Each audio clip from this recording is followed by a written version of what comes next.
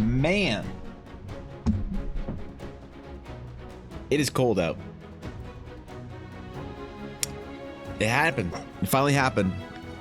Winter has arrived.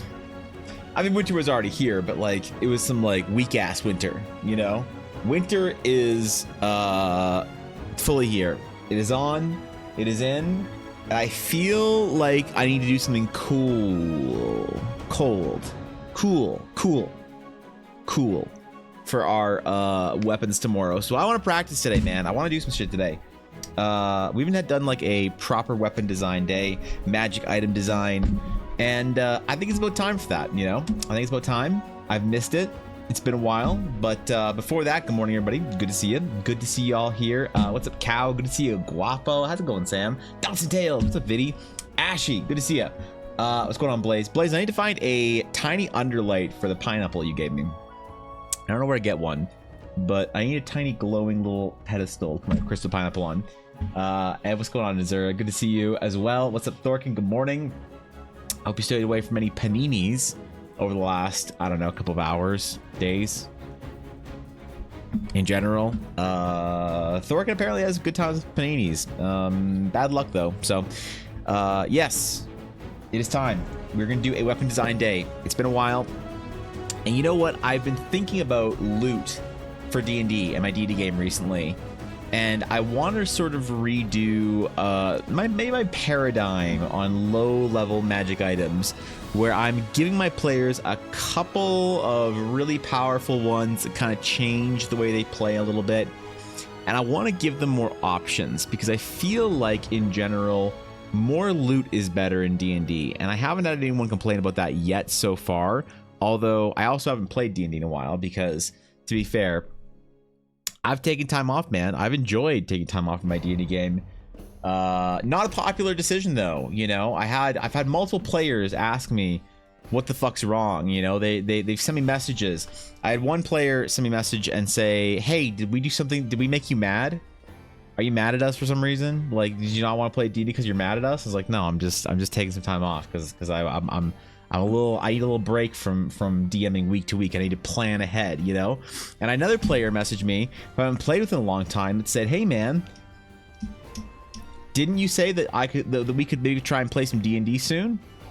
What's the deal? And I was like, oh, no worries. I'm not playing D&D right now because I'm just taking a bit of a break and doing some campaign planning. He's like, oh, well, if you don't want to play, you could just say so. I'm like, oh, Jesus. Players, man, they're the worst, aren't they? They just want everything all the time, all day, don't they? It'd be like a rough X can't stay away from a good panini. Yeah, listen, we're gonna keep Thorkin away from all paninis, even if he can't contain himself. So I want to see if the other half of the panini will get me. This is hardcore mode.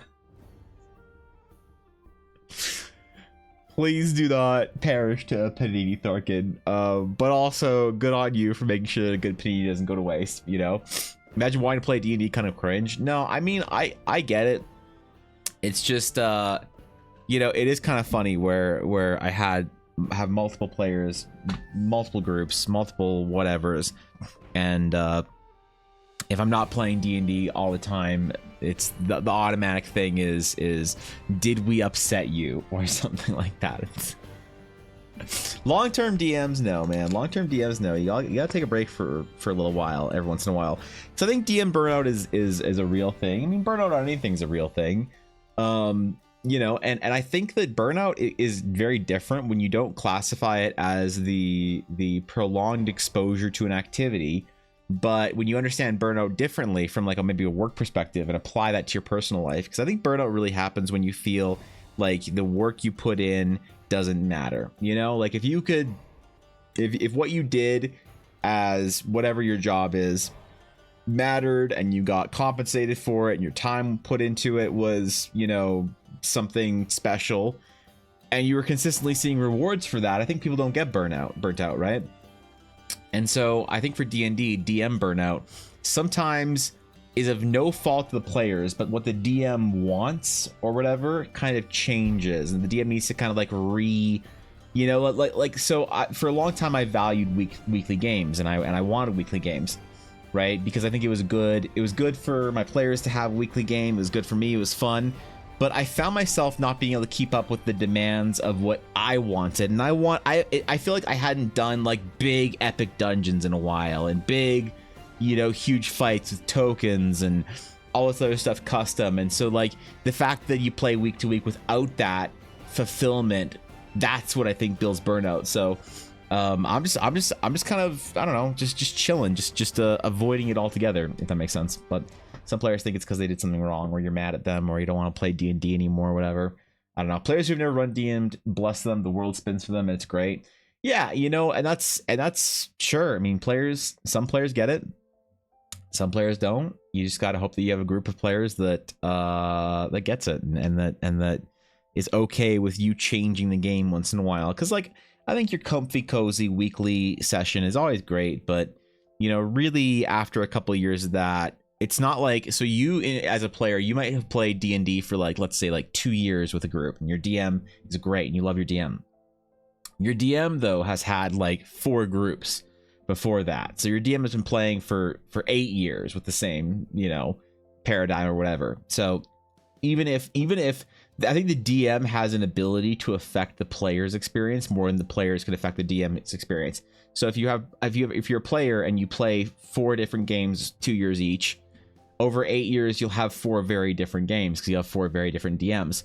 But if you're running 4 different games over 8 years for 2 years each, you're having similar, obviously different. You know, players do impact that quite a bit, but you have similar enough that maybe you want something different after a little while. And it's of no fault of any of your like current players, but it's just like, bro, you've been playing this for 2 years. I've been playing this for 8 years, you know? So, you know, I feel like I kind of wanted to take a little bit of a break from weekly sessions and go more seasonally and finish like a big campaign arc and then run it for like 8 really great weeks and then go to the next one, you know? Is there a Festivus event in Eldar? Adventurers need a reason to spend gold on more food than they could eat. There is not a Festivus event yet, but there will be. We'll be designing some holidays this holiday season because I really want a living calendar, Ash. I think it's important. You know, I think one of my favorite things about a lot of MMOs are the holidays to look forward to. You know, and I think it adds a little bit of extra spice when you as a DM are running a game or you know, let's talk about for the player experience. you're playing in your game and you go to a dungeon, you come back, you go to a dungeon, you come back, you go to a dungeon, you come back. After 11 I realized I am a noodle compared to our host. I need to make gains. Help me, bro. B1 Kenobi, you're my only hope. Well, you gotta go to the gym every day. You gotta lift heavy. You gotta get on gear. Wait, no, don't do that. No, Guapo, you look great, man. What are you worried about? You look fantastic. You're tall, you're handsome. You got nothing to worry about, man.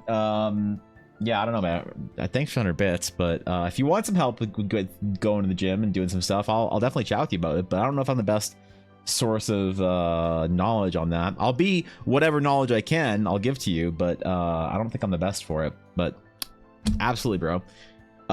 But yeah, I think that when you go to the adventure, you go to a dungeon, you come back, you go to the dungeon, you come back, you go to the dungeon, you come back, you do all that stuff, right? It's like, it's cool when it's like, oh, we come back to our main town that we've like come to turn this quest, and the DM says like, oh, so when you get there, there's like a lot of people trying to get into town. You're like, what? And you're like, yeah, you have to wait in line, like there's like traffic, like carts getting inspected to come back in town, you know? And you're like, okay, that's kind of weird. And you find out that there's like a festival like being set up, and there's some sort of a holiday event, you know, where it's some, I don't know, summer or winter or whatever festival. And it's like, oh shit, there's something else to do in town, you know? Because like I don't know about you, Ashley, but I adore the events in Final Fantasy XIV. I know they might get a little bit old every year, but I enjoy the little dumb quest, you know, for like, it's a good hour every holiday event, whether it's the Christmas or Halloween or summer or Ladies' Day or whatever. You know, there's like 10 holidays in Final Fantasy XIV. I think they do really well. There's a little event and a little thing. And then even World of Warcraft has, I think, really good holidays. They're revamping them. So this year, which is pretty cool and kind of exciting. And I think that it's fun to have that, you know? I hail you from the ER on Turkey Day. Oh, that's right. It is Thanksgiving. Steel, is the ER more busy or less busy on Thanksgiving? Are people more prone to do dumb stuff to get themselves hurt or less on a holiday? Because I did forget, it is in fact American Thanksgiving, which means y'all got some food to eat, man. So happy Thanksgiving to everybody that is celebrating. To all of our Europeans, if you don't understand Thanksgiving, just imagine it's a day where you have an excuse to eat a lot of food and put marshmallows on sweet potatoes. That's all I got to worry about, you know? No one is coming because they burn themselves yet trying to fry turkey and I'm disappointed. Oh, well, that's good. You know, I've never tried a deep fried turkey, but if I did, I'd make sure I knew where the ER was. So add some spice, like the spice from Dune. We're not adding the spice from... Dude, thoughts, if we added the spice from Dune, we'd have to have weird staring whisper conversations in our D&D game. You know, where like one character's just like awkwardly like their eyes are all fucking wide and wigged out and they're staring at another character and you can hear whispering and shit in your head. You know exactly what I'm talking about. And maybe that makes our D&D games better. Maybe that makes them worse. I don't know, man. 14 really does put out a lot of cute content. It does, and I think it's cool. I look forward to it, you know? I didn't do the Halloween event. I'm really bummed about that. I just forgot to log in and do it, and it's over now. I have to decorate the guild hall for Christmas, even though I'm the only person that ever sees the guild hall.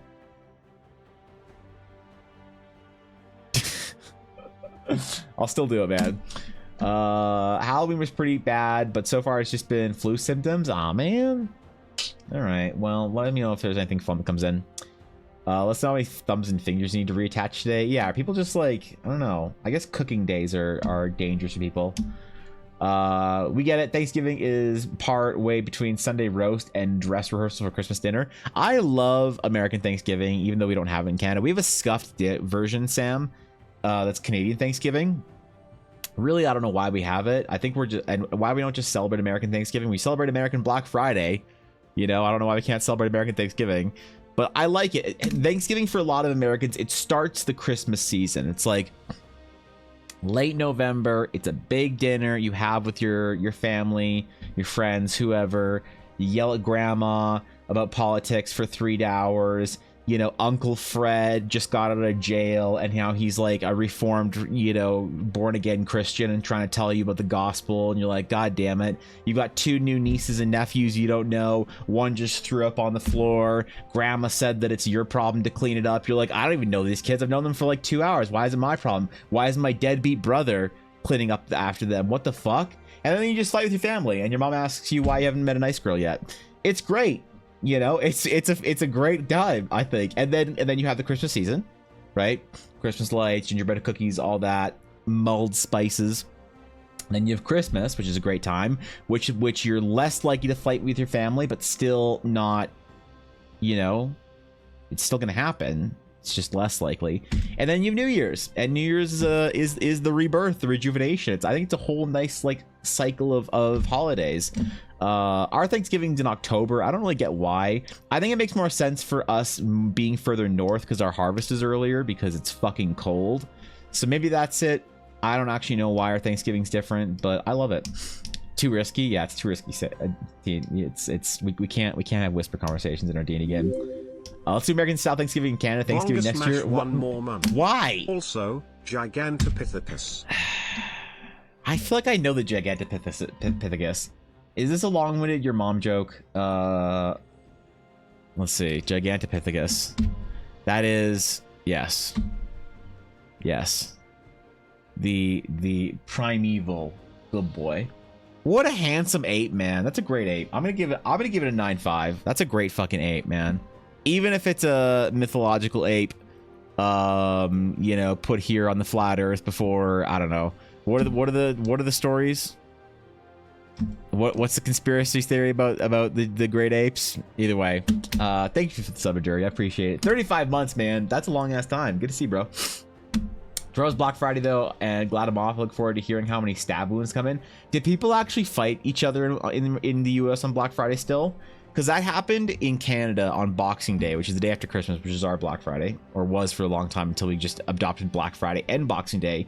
And people would actually, when I worked at Best Buy, people actually fought each other over stuff. It was crazy, you know. I thought that kind of died out with like Cyber Monday, Black Friday deals and stuff being online. People just stopped going to stores and fighting each other.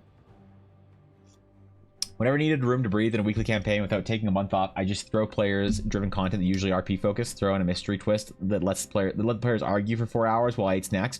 Actually, I love my players up. That's what I do. I level them up. What I'll do, actually, if I need a week, it's an Evans passed out drunk. Yeah, basically. Never been drunk, Moose, but if I went to American Thanksgiving, I'd probably pass out doing something. Actually, when I need time for my week, you know, I will level my players up. I'll be like, okay, guys, you know, let me just, I just want to get my notes together, stuff, you know, whatever, and give me a few minutes here, just chill, relax, you know. How was your week, guys? And I'll get my players to start talking while I'm on my computer. I'm on my laptop and doing stuff. I look like I'm getting my notes up, but really I'm just on World of Warcraft farming herbs. And I do that for about 20-30 minutes. And then I'm like, okay, so guys, what'd you all do for your levels? And everyone's just like, what? I'm like, the levels that you took last week? They're like, what are you talking about? Like, didn't you guys have enough EXP to level? What? Excuse me? They're like, no, we're like 500 short. I'm like, I must have missed up my calculations. Shit, I'm sorry, guys. Shit, well, you got to be leveled up for this next, you know, part of the story. So, you know, just add 500 EXP to your character sheets. Does that level everyone up? Okay, we're good. Okay, just take your levels real quick. I'm just gonna add a couple things to my notes while I have some time here. You guys do that, and I will, you know, cool. We're good. They're like, yeah, sure. And that takes like an hour, you know, because then every once in a while you derail it by when you prey on the most indecisive member of your group who's like, oh, I don't know if I should take another level in cleric, I don't know if I should take a level in druid, I don't know what domain I should do, I don't know if I should take a level in sorcerer. And you just always ask me, you just always like say, hey, you sure about that? You sure you want to do that? Okay, you know. And then leveling is going to take longer because that player is going to be like looking for reassurance from the rest of the group. And then after they're done leveling, you're about an hour and a half to 2 hours into to the session, right? And you're like, oh man, hey, yo, we didn't get food, did we?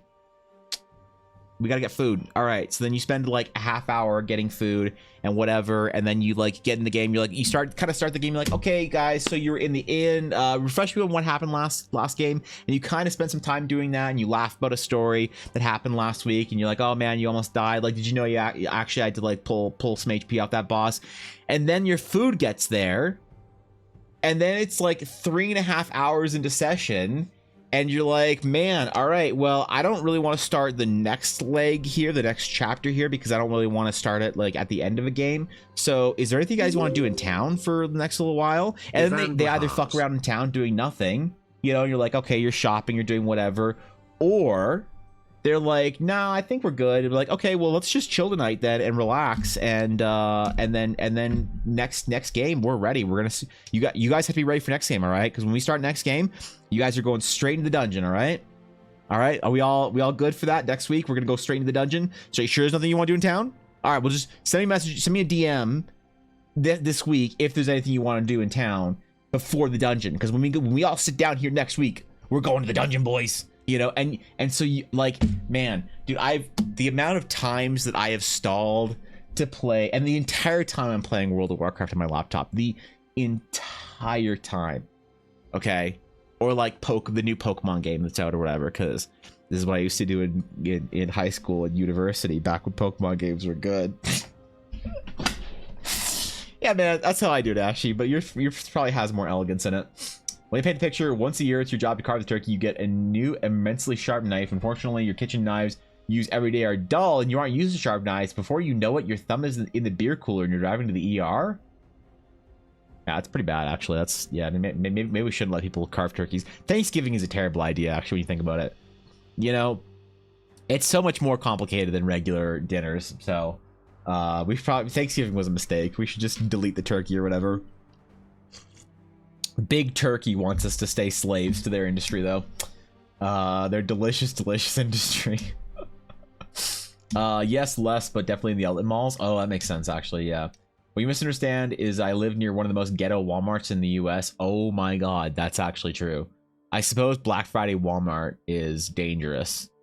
You know, Bylong, thank you for the tier 2 for 32 months. How you doing, Bylong? Good to see you, bro. I think I was in the middle of a monologue nobody was listening to when you resubbed, so I just didn't register it, but I see it in chat. So thank you very much for the sub, bro. Thank you for the support for the tier 2. That's like 2 subs. That's like 64 months of sub, as far as I'm concerned. When you're a tier 2, you basically get the clout of double your sub. You have like one of the longest subs in TDC, being 64 months. Holy shit. Thank you, bro. Appreciate it. As if definitely master the gaslighting portion of being DM. You have to gaslight your players, absolutely. You absolutely have to gaslight your players when you're playing D&D with them. You know, if you don't gaslight your players, you build too much confidence in them, and if your players are too confident, then they take too much time, you know, ruining your game, because they'll just confidently stride into an encounter that you have sort of planned out as being like a 2-hour encounter, and they'll just solve it immediately. But if you have them constantly, you know, scared or unsure or whatever it is that they're doing it right or wrong, then you can turn a 1-hour encounter into a 3-hour encounter. Or like what I'll do sometimes to like waste an hour or so in D&D is I'll be like, hey guys, so you're in the inn, right? Okay, where's everybody right now? And you make them all figure it out. And they're like, oh, well, I guess I'm down at the bar. I suppose I'm preparing my spells, so I wouldn't be at the bar with anyone anymore. I'd be like upstairs in my inn room. Like, okay, so you're in your room, you're at the bar, you're at the bar, but you're talking to someone else, so you're preoccupied, right? And they're like, yeah. I'm like, okay, so you're distracted, you're at the bar just drinking, you're in the inn in your room, and so you're not talking with anybody? No. Okay, so you're good. And then you're in the stable. That's right, you're getting your pack ready. Okay, so everyone roll a perception check, and no matter what they roll, they fail. And if you have a player roll really well, you go, almost. Wow, dude, almost. And if a player rolls a nat 20, then you're like, oh, okay, well, this is gonna be awesome. And you roll, you're like, just give me 1 second. You roll a die and you go, oh my god. You don't see anything. You don't notice anything out of the ordinary. Even the player that rolls a nat 20, you just act really surprised with whatever you rolled. I mean, obviously you don't care, you know? And then you're like, okay, well, you guys are having a great night. You're talking with the bartender. You're sitting with your drink, enjoying the music. You're in the inn doing your spells, and you're in the stable prepping your horse. You know, and you pick 2 of the players randomly, and you're like, you and you feel a little bit cooler. You don't know why. Just the air temperature at some point in time drops, kind of noticeably. And then, but you know, maybe it's just a gust, a breeze, a wind, whatever. It's nothing out of the ordinary. It's noticeable, but nothing that would arouse suspicion. And then you just sit back and you let your players waste an hour. because none of them will want to metagame or will overtly metagame, but they'll all want to metagame. So you'll have the player preparing their spells, be like, oh yeah, that's preparing spells, man. That's tough work. I'm just gonna go for a little walk around the hallway. So I'm just gonna listen at the door, make sure I don't like open the door on anyone. So I'm just gonna listen at the door. Oh, okay, yeah, no, I'll open the door and I'll go walk up and down the hallway. Go back into my, yeah, okay, great. Yeah, you don't see anything. You're just, yeah, the hallway. It's great. You hear the floorboard creaking underneath your foot. There's like candlelight in the sconces. You go back to your room. You're like, oh yeah. Hey, which side of the building am I on? Am I on the north side or the, like, do I get the morning sun? I'm like, oh, yeah, you're on the north side. They're like, oh, well, I want to see if I can see like any residual setting sun in the horizon. So I'm gonna go look out my window. And you're like, you sure are, aren't you? Yeah, great. Hey, anything else weird? Like, oh, was that tree always there? You know, just paint a picture, DM, of what I see, just real quick. You know, and you have your players like then trying to like see how subtly they can metagame an investigation of their surroundings for like an hour. It's fucking great. Like if you need to waste any time in D&D because you're unprepped or whatever, dude, I could write, like, I feel like this should be my Kickstarter. You know, lots of DMs do and online creators do Kickstarters about like, you know, here I'm gonna make a zine about like Fate, how to ascend to godhood. Really great, you know, stuff. Other people have done little like, you know, projects on Kickstarter about like, ooh, here's a setting, here's a campaign guide, here's a class. I feel like I should do a manual for wasting your players' time in D&D. You know, I should make my Kickstarter zine where you can get a physical copy of it if you want. Where I outline all my experience as a DM on how to get your players to waste time in a D&D session. So that's what I should do. I don't know. That also works well, but have you ever given your party a very straightforward clue that causes them to be suspicious? Hear the barkeep telling the dumbest party member there's 200 gold hidden behind a nearby tree. They'll argue for 5 hours about whether it's or not it's a trap. Yeah, dude, okay, that's absolutely five-head Ashy. The way my take on that is you give them a like you have them overhear a conversation. So something that feels like it's not overt. So you're like, so you say like, okay, so yeah, you guys are in the inn, right? And you're talking to the barkeep.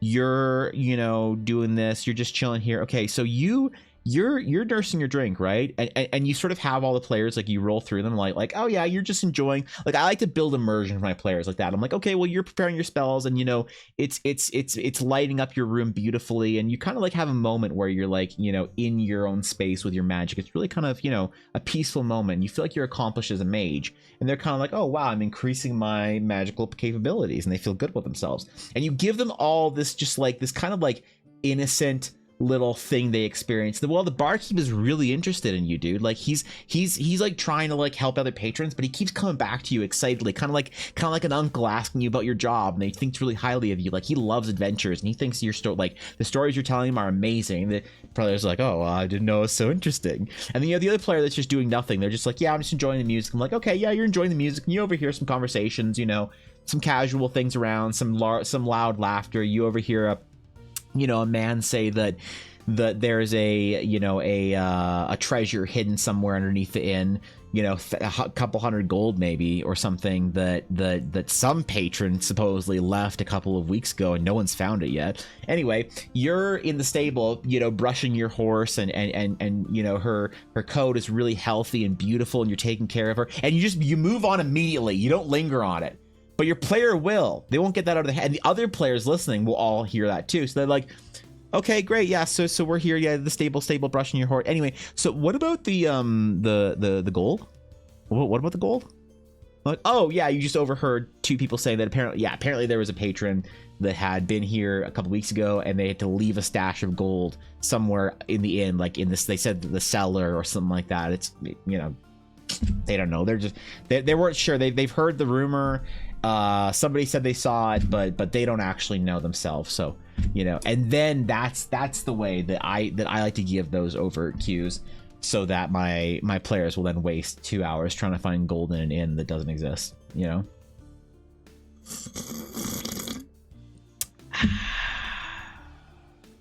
Yep. When I, as a player, if I roll bad and the DM says I don't notice anything or roleplay that because I love being accurate to my roles. Exactly, but most players aren't, Sienna. Most players will try hard to metagame the reasons. You know, they'll be like, oh yeah, I don't notice anything. Yeah, well, I'm just gonna, you know, I'm a little anxious because towns make me anxious. So I'm just gonna put my hands in my pocket. I need something to fiddle with. I need something to fidget with. So I'm just gonna grab my coin bag and see if I can fidget with my coin bag maybe. And you're like, yeah, I see what you're trying to do here. Yeah, no, players, here's the thing. Players think very highly of their ability to metagame. But no one is better at scamming their D&D game than me. You try and metagame your way through the D&D game. I've tried it all, man. I've done it all. I've seen it all. I've successfully done it. I've unsuccessfully done it. I am the metagaming master. I have ruined games for myself by metagaming my way through it, okay? You aren't going to get one up on me if we're playing. There's nobody out here that can out metagame and get, you know, get their way when it comes to, you know, information that I choose not to give the player. So if the bandit stole your purse and your you know, your coin purse, and you check to see your coin purse is there, well, your coin purse is there. They just replaced it with an equally sized copper coin purse. So motherfucker, get wrecked. You know, if you check inside your coin purse, great, it's suddenly illusion. You got your coin purse stolen, okay? God damn it. That's right. That's right. I'm undeniable as a DM. I will scam my players harder than they can scam me. It's weird that they want to play anymore, isn't it? It's weird that they messaging me being like, Evan, when's the next game? You know, you'd think they'd figure it out by now, but apparently not. It'd be amazing if the first adventure you run as a DM on the internet is just a masterclass on having the players do absolutely nothing for weeks. That's true. I could see how hard I could, like, just waste and dawdle my players' time. You know, if you need like run this small adventure, if you need to waste 2 weeks because you aren't prepped, right? Break glass in case of unprep. Like what I do, Viddy, is I'd have like a adventure, like a physical book for it, like how to waste your player's time for like multiple weeks, and it would have like a seal on it, you know, like a wax seal or whatever, and it'd be like break seal in case of you not having prepped anything for your D&D game. So you can have this emergency envelope with you, right? This big like A5 or whatever, or a, I don't know, 8.5 by 11 paper envelope that you can like break the seal and like pull the adventure out. I gotta find something. I gotta do something. Should I get on that masterclass website? Of course, I'm wasting time in D&D. You think so, Evelyn? I'm honored. That's some heavy endorsement and big praise. I'd love to at some point in time. I'm gonna go report to my horse brushing the guy who heard about the 500 gold and ask him if he's heard any rumors. Yeah, I'm just gonna go let the guy know that specific guy that my horse brushing went well. Hey, any rumors? You heard anything cool? Anything juicy recently? You know? And what's great is you have the NPC be like, nope. Are you sure? Nothing about maybe like hidden treasure? Like, I like stories like that. Nope. Nothing. Did I get the right NPC? Yeah, you did. But didn't he just say that he had heard a rumor recently? Didn't he overhear that? He did. Yep. But when you ask him, he has nothing. Right? What's up, Fishy? You can call the masterclass waiting for Gondor. Yeah, with the scuff waiting for Godot that is my D&D games. On top of that, gaslight the audience into thinking you've prepped this adventure for years. Yes, if you're running the adventure then for you know, like a stream game, then you seem like you've planned this master adventure, this plot or whatever. Or you make it seem like your players aren't smart enough to figure it out, right? You're like, okay, you walk into a room in a dungeon. And this is another way I like to waste time with my players. If my dungeon isn't big enough, I'll be like, you walk into a room, this dungeon. There are 3 items in the middle of the room. They are arranged in a triangle. There is 1 goblet made of silver metal. There is 1 dagger that doesn't have the blade anymore. It's just the handle. And Happy 1 American small Gobble figurine. Day. May you enjoy your foods and be thankful that Crimson nerds run the worlds. Ivan Blopul Crum Ivan Blonix Ivan Blopul Crum Cheers. Ivan Blahas. Cheers, buddy. Dude, happy Thanksgiving, Crimson. How you doing, man? Happy Thanksgiving to you. Hope you're doing something fun today. You got here just in time for me to talk about just how to waste your players' time in D&D. So I don't know if you got a D&D game you need to waste players' time in, but thank you for the tier 3, Crimson. Thank you for the tier 3 for 31 months. Seriously, bro, without your support, I wouldn't be doing this. So thank you, man. I really appreciate it. Hope you're doing well. I've been thinking about you, buddy. Hoping you're relaxing and doing cool shit. But yeah, you tell them that they have like 3 strange objects in the room, and then you just sit back and you smile confidently the entire time. And this is only for stream games or like a live stream game or whatever, right? And you sit there, and every time your players like try and do something, they're like, I'm gonna put the handle the dagger in the goblet, I'm gonna put the figurine in the goblet, I'm gonna do, no matter what they do, you always just act like they're just like you, like every time they do something, you either dismiss it immediately, like that doesn't work, or if they do every like third to fifth time they do something, you go nothing happens, unfortunately. Like you're like, they were close, right? And then they'll keep fucking around with it, they'll keep trying to do stuff, and the entire time you're like, all right guys, they appear to be at a certain point in time, you just like kind of sympathetically and like quietly, like it pains you, you just kind of say, all right, well, it seems like to you guys anyway at this point in time, they're just 3 random objects thrown into the room, maybe left there by an adventurer, maybe discarded by some denizen of the dungeon, but as far as you're concerned, they're just 3 items. So, you know, do it that way you want. And then everyone who's watching the stream is just like, oh my god, he's just too smart. The players couldn't figure it out. Because, you know, like the mobile game strategy of like marketing a game by having a player do the player in the mobile game do the thing poorly. It's like, oh, which pin do you pull out to drop lava on the dinosaur? Oh, is it this one? Oh no, you dropped lava on the treasure and now you can't get the treasure. Game over. Because the person watching the mobile game ad is like, oh, I know what to do, and then they want to go down the game, right? The thing is also happens in D&D stream psychology where people watching assume they have the correct answer. They're like, oh my god, you're not supposed to put the dagger in the goblet and put the figure on top. You're supposed to throw all 3 in the air, catch it with the goblet, and then take the goblet, stick it to the wall, rub it up and down, and then throw it across the room. Oh my god, how do they not get that? And then the viewer thinks that you're a genius, and they also think very highly of themselves because they think they've solved the problem. The players think you're a genius and they just weren't able to solve the problem, and the reason you had to move on is because you're on a stream game and you don't have time to just sit there lingering on a puzzle that they weren't smart enough to get. So they're like, wow, this GM, man, he's so fucking smart. It's crazy. It's insane how smart this GM is. You know, Evan's the best. Like, I hope next puzzle we get it. And then everyone all around thinks that you're a great DM without you having actually had to do anything or prep any puzzle, you know, right? Like, it's just, I'm really good at this part of D&D, guys. Don't, you know, I haven't played D&D since December, almost a year. Holy shit. You just take the shinies into the bag, that's it, fishy. You just take them out of the cave. You grab the shinies, yoink them, peace out. All right, fine. That's okay. And that's the thing, man, you know. That's how you end the puzzle, and you waste your player's time for an hour. You didn't have to do anything, and everyone in chat and everyone playing the game and watching the VOD thinks you're a genius. So, you know, perfect. If you really wanted to monetize it too, you could add a special like 1,000 bit cheer that is a player hint. Like, you could have TTS on for 1,000 bits and let people cheer 1,000 bits and give player hints. And then the entire time, people who think they're smart enough to figure out the puzzle will cheer through there because it's so frustrating watching players not getting it when they obviously figured it out, right? So then you make, like, you know, a good like 4,000 to 5,000 bits on top of that. Listen, I'm not saying that I'm not a genius at how to do this D&D thing, especially on Twitch.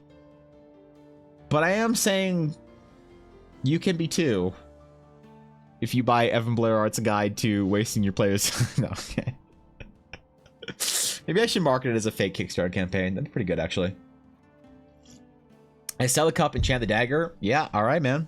Hey, you can do whatever you want. Actually, listen, you know, players clearly couldn't figure it out, so you take the items out of the cave, and as you take the items out of the cave, you say that the items all flicker with a glow very briefly, and then the glow dies away and like dissipates. So it looks like there might have been an enchantment on them, but it's all gone now after they've been removed from the room. So you can't have your players going back, because you want your players to waste some time in the room, you know, screwing around, but you don't want them to waste too much time. That's why you have to end it at a certain point in time, right? Favorite dungeon puzzle I've ever seen so far is the locked in a room with a button that counts down from 10 when you press it. I like locking my players in rooms. That's pretty good. With something happening that puts a timeline on them, and whatever their third solution is works. It's like water's slowly filling up. You're like, oh my god, I'm gonna try and like break through the wall. It's like, oh, you can't break through the wall. Sorry, you know. Oh my god, I'm gonna no, I'm gonna try and like and use my like portable hole to drain the water. Well, it fills up and water keeps coming. Oh my god, okay, I'm gonna do a perception check for like magic runes or something. I get a 7. Oh wow, yeah, well, you know, the runes are pretty easy to find, but yeah, you do find a magic rune on the wall. I'm gonna press it. Okay, the water begins to you know, the water level begins to go down. Oh my god, I'm such a genius. I'm glad I figured that out. So remember, when your players think they're a genius, they also think you in turn as the DM is a genius for every time other than combat. So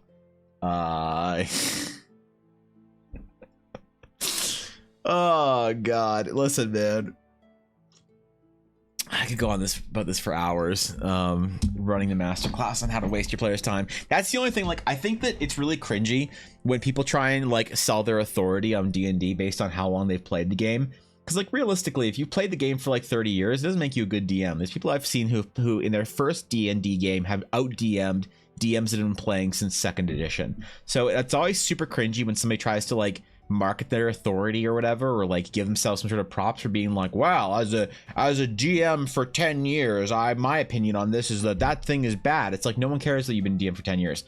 The only thing that I ever try and market my experience, myself on for my experience, the only time I try and like pull some authority is to say that I've been doing this for so long that I've seen every scam you can possibly run as a DM.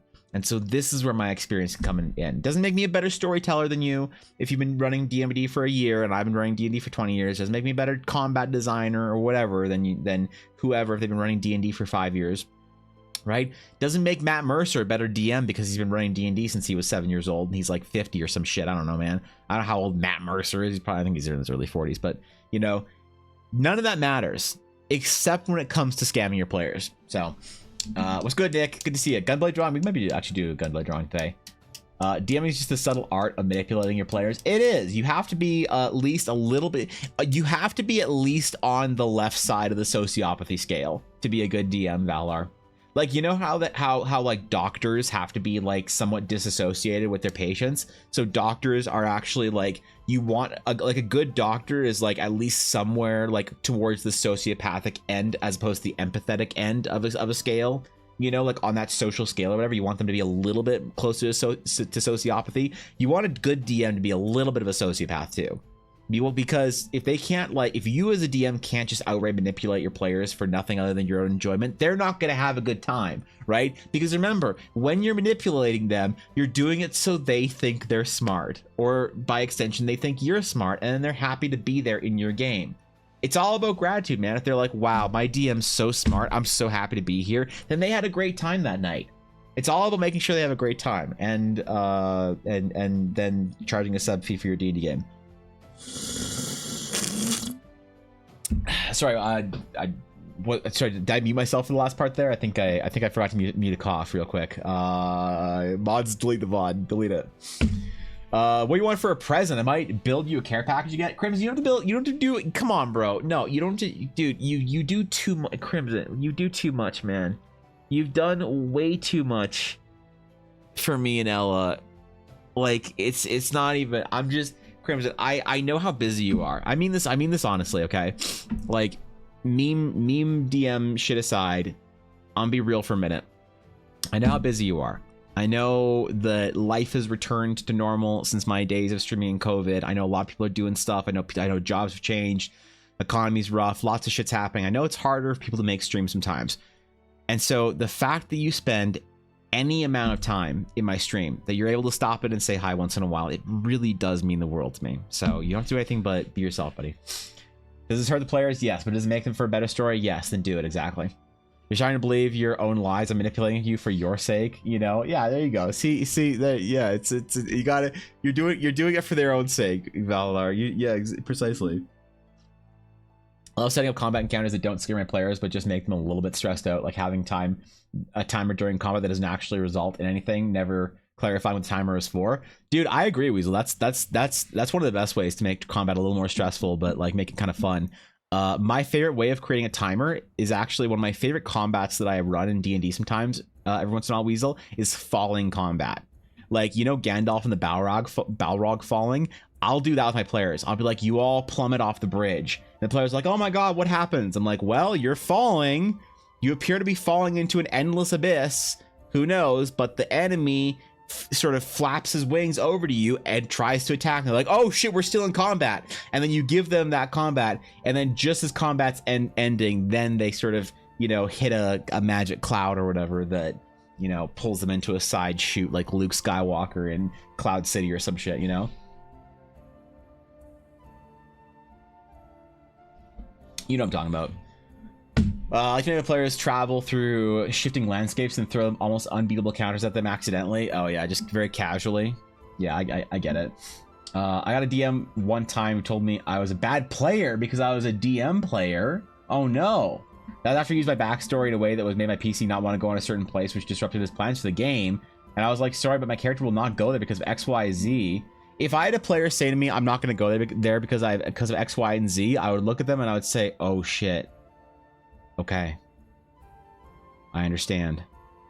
So anyway, the rest of you, it's a great time, man. There's jungle gyms, there's ball pits. It's a great like I mean, if player's backstory prevents them from going on the adventure, you know, that's fine. You know, they just sit out for that part, and as long as they feel like sitting out is part of their like story and it makes sense to them, then you know that's fine, right? But I wouldn't not. I wouldn't call him a bad player for it, or whatever. Gonna vibe the Endless Abyss like the second Spy Kids movie. Fishy, I'm too old for that reference. I'm sorry. I'm sorry. If it was a Spy Kids 1 reference, I would get it, but a Spy Kids 2 reference, I think I'm too old for it. I'm sorry. Almost TPK'd with Hell Wasps because I didn't use them correctly. Yeah, that's fine. You know, a little TPK adds a little bit of spice, right? They're gonna say when the players think they're winning, that's when they hit the ground and take fall damage. Oh yeah, you all take what 1000 D8 fall damage. He's cool and becomes like overcoming that thing to go do the adventure. Yeah, I mean, depends on the player and the story, I guess. I don't know. I was woefully prepared to roll a new character if I had to. I wasn't even mad or anything, just confused. So yeah, so that's the thing, Sienna. If it's like, if it's a big part of the chat, if it's like a small like dungeon or something, then yeah, the player just sits out and their character does something else. And I try to make it fun for the character. It's like while they're in the castle, the vampire castle, you are out like, you know, dealing with this thing. I try to make it a cool thing for them. But if it's like, okay, it's a different continent and we're gonna be in there for like 8 months, then I'd be like, all right, so your character won't go across the sea. And you're like, nope, they won't cross the sea here. I'm like, I understand. All right, then, you know, I guess you can say your goodbyes for now. And then the player character says their goodbyes to the player. I'm like, great.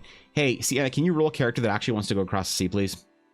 You know, it's like your story ends here, unfortunately, because the campaign continues across the sea. I think lots of players are cool doing that. It's like good players are like, yeah, man. Like I don't ever have a problem when a player is just like, yeah, I'm not gonna continue on this. My player character wouldn't continue on this leg of the campaign. I'm like, great, that's a great story. But if you want to keep playing with us, you probably want to make a character that will, you know. Gives you prep the adventure. If you don't want to go on it, then you don't play D&D. Kind of. I mean, I don't know. I guess it depends. I wouldn't call a player bad though for not wanting to go on a leg with a character or whatever, you know. Movie night Spy Kids 2. Why would I watch Spy Kids 2 with you, Fishy? Why would I spend? I don't even watch movies, bro. Like what? Why would I watch Spy Kids 2 with you? What is the call to authority here for how I should manipulate my schedule into making time for Spy Kids fucking 2? Well, I don't watch shit because I'm poggers and you can draw while we watch. Oh, okay, I got it. Yeah, sure. All right. Want to watch FNAF movie? Is that out? That came out on Halloween, didn't it? How many times did you see it, Ashley? How many times did you and Olner go see it? Spy Kids, is that the kids movie with the canonically connected to the Machete movie? Is it? I hope so. There's definitely Spy Kids 3D. Was there? I don't remember, man. I remember Spy Kids 1. I don't remember when it came out. Like, was I too old for Spy Kids when it came out? I don't think so. I think I was probably a preteen or around there. That just happened in our campaign. 2 PCs left the party in one session because they both disagreed strongly in character with what we had just happened. And outside of game, there were no hard feelings, just good storytelling and excitement to roll new tunes. I think that's great. You know, honestly, Valhalar, I think you have a great group. I think you have a great fucking group. If your players can do that and can and there's no like unhealthy attachment to their characters, there's no bad blood outside of the game because something happened in game. I think that's awesome, because when you're able to have real stakes and consequences for things in game, but it's like the paladin, it's like, man, my character, like, that was awesome when you like skinned those orphans alive as a vampire, like that was sick, but like my character is a lawful good paladin, so I don't think I'd hang out with you guys anymore, you know. But guess what I'm making a vampire skin peeler because we're gonna have a bitchin' time, like, you know. I think that's fine, man. We've seen it 4 times. Movies done better than most recent Marvel movies on a budget of 20 million. What is there is okay, because I'm worried about FNAF lore. Anytime I've encountered FNAF lore nerds, Ashy, I've never played a FNAF game, okay? But every time I've encountered FNAF lore nerds, I put them in the same category as Sonic lore nerds. So is there like, was the movie made for like as an actual spooky movie, or was it made for FNAF lore nerds and you're trying to carefully admit that you're one and you're gonna change my mind about FNAF lore forever, you know? It's a big chunk of the adventure, and I was confused because he revealed my backstory out of game to everyone. Wait, what? My character would run for the hills the moment we got to whiff from her past, so that's weird. Huh. That seems kind of malicious. I don't know, man. That's fucked up. Now I want to play Vampire Skin Peeler. I made a Dragonborn Ilriger. Yeah, there you go. Just Vampire Skin Peeler. Way better time than any sort of Dragonborn you'll ever play. Unless you're a Dragonborn Vampire Skin Peeler, in which case, have a great fucking time, man. You deserve it. You're like the Dark Urge from Baldur's Gate, except no one's telling you no. You're right, and I don't like it about FNAF at Freddy's. You think I'm right, Fishy? Is it? Okay, well, I don't know, man. I don't know. I've never played one of the games. I don't like jump scare games. You know, FNAF and Sonic. Yeah, okay, that's what I thought. I never played it. I don't like jump scare games. I like spooky ambiance games, right? But I don't know. I don't like jump scare games. Doesn't appeal to me like it used to when I was a kid. Maybe I got old. I hear the D&D movie was better than FNAF. The D&D movie, I couldn't finish it. It was so bad. I'm happy people liked it because God bless them, and that makes me D&D stronger, and then stronger D&D is, better my place in the world gets. So I'm happy with it. But oh my God, I couldn't make it through the D&D movie. It was so bad for me anyway. Want a goddamn goblin demon butler? Well, you should be able to have one. I support your right to have one, Weasel. If you can't have a goblin demon butler, I don't know. I think you guys need to find a new group. You need to go play with Valhalar. They seem like a good group. You can watch the FNAF movie without knowing the lore, but there's a lot knowing the lore adds. Okay. But then you'd have to go and watch YouTube videos about FNAF lore, and I feel like that's a dangerous place to be. I don't like them either, but I like listening to a YouTuber dissect lore for 4 hours. Oh, okay, that's fine. Yeah, that's different, you know. Again, I still don't get it. My character was a vital part of the quest or whatever, talking about it so I can make adjustments or whatever. But yeah, the game ended with everyone leaving. That's just a bad group, you know. Ambience is best horror. Jump scare horror is cheap and tired. Fun is the first time, or fun the first time, but maybe not for an entire movie, game, whatever. Yeah, I'm trying to think of really good spooky games that built that kind of tension. Because like I feel like Resident Evil games don't do that anymore, but they used to.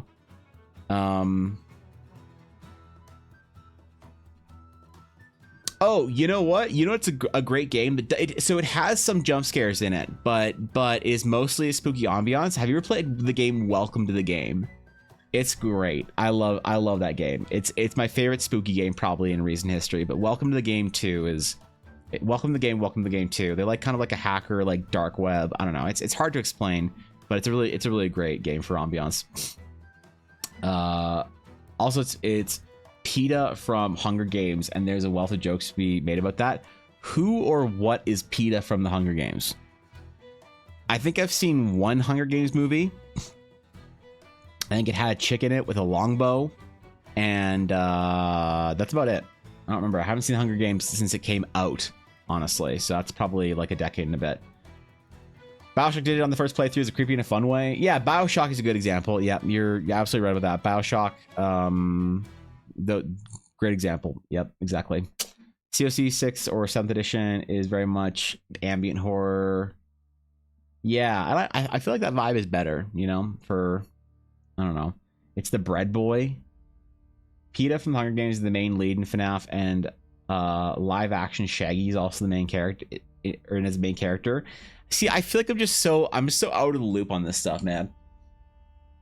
I don't know who, I didn't see live action Scooby-Doo, so I couldn't even tell you what live action Shaggy looks like.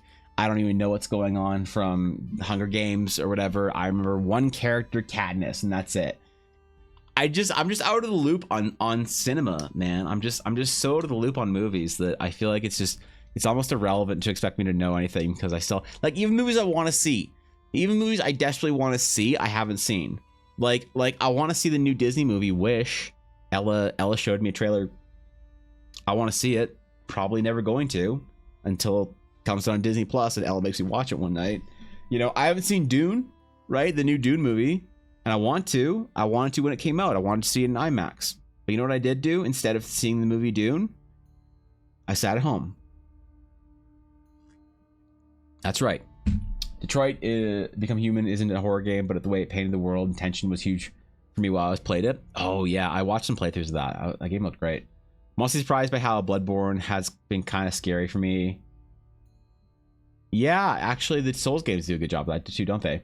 Obviously the aesthetic is grimdark gothic, but it's not something I thought of as horror games, but combat is so challenging. If there's an enemy surprises you, yellow rush. Yeah, okay, I can see that.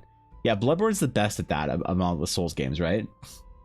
You play the Dune game. Do you mean the Dune board game, or do you mean Dune for the Game Boy Color? Or Game Boy, whatever it was? Because I have played that one. I have not played Dune the board game, though. No. If I want horror, I'm going to go listen to a guy with a nice voice read creepypastas on YouTube.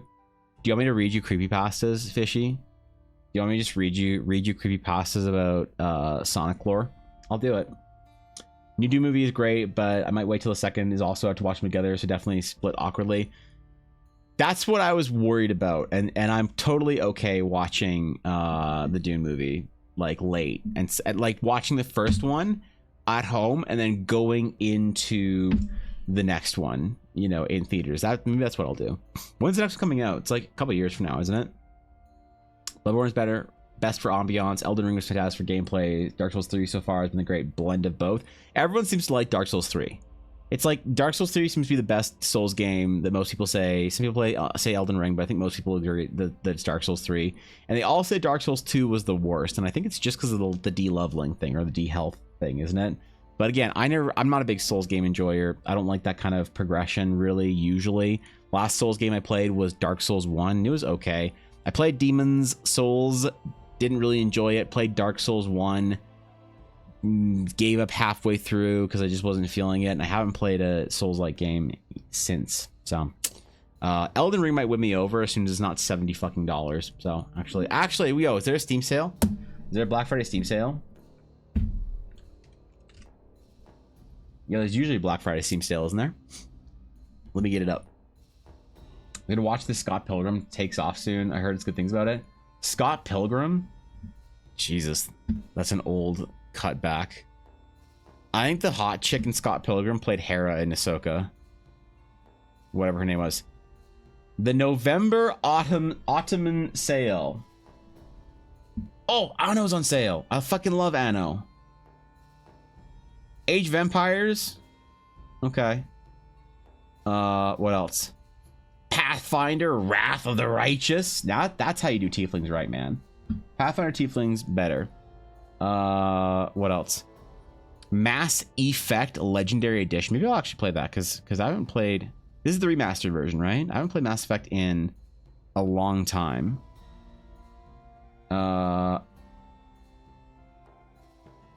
Planet Zoo, Oceania Pack, Tropical Pack, Baldur's Gate. Well, I don't see Elden Ring. They make a big deal of it. Is there? Oh, is Hogwarts on sale finally?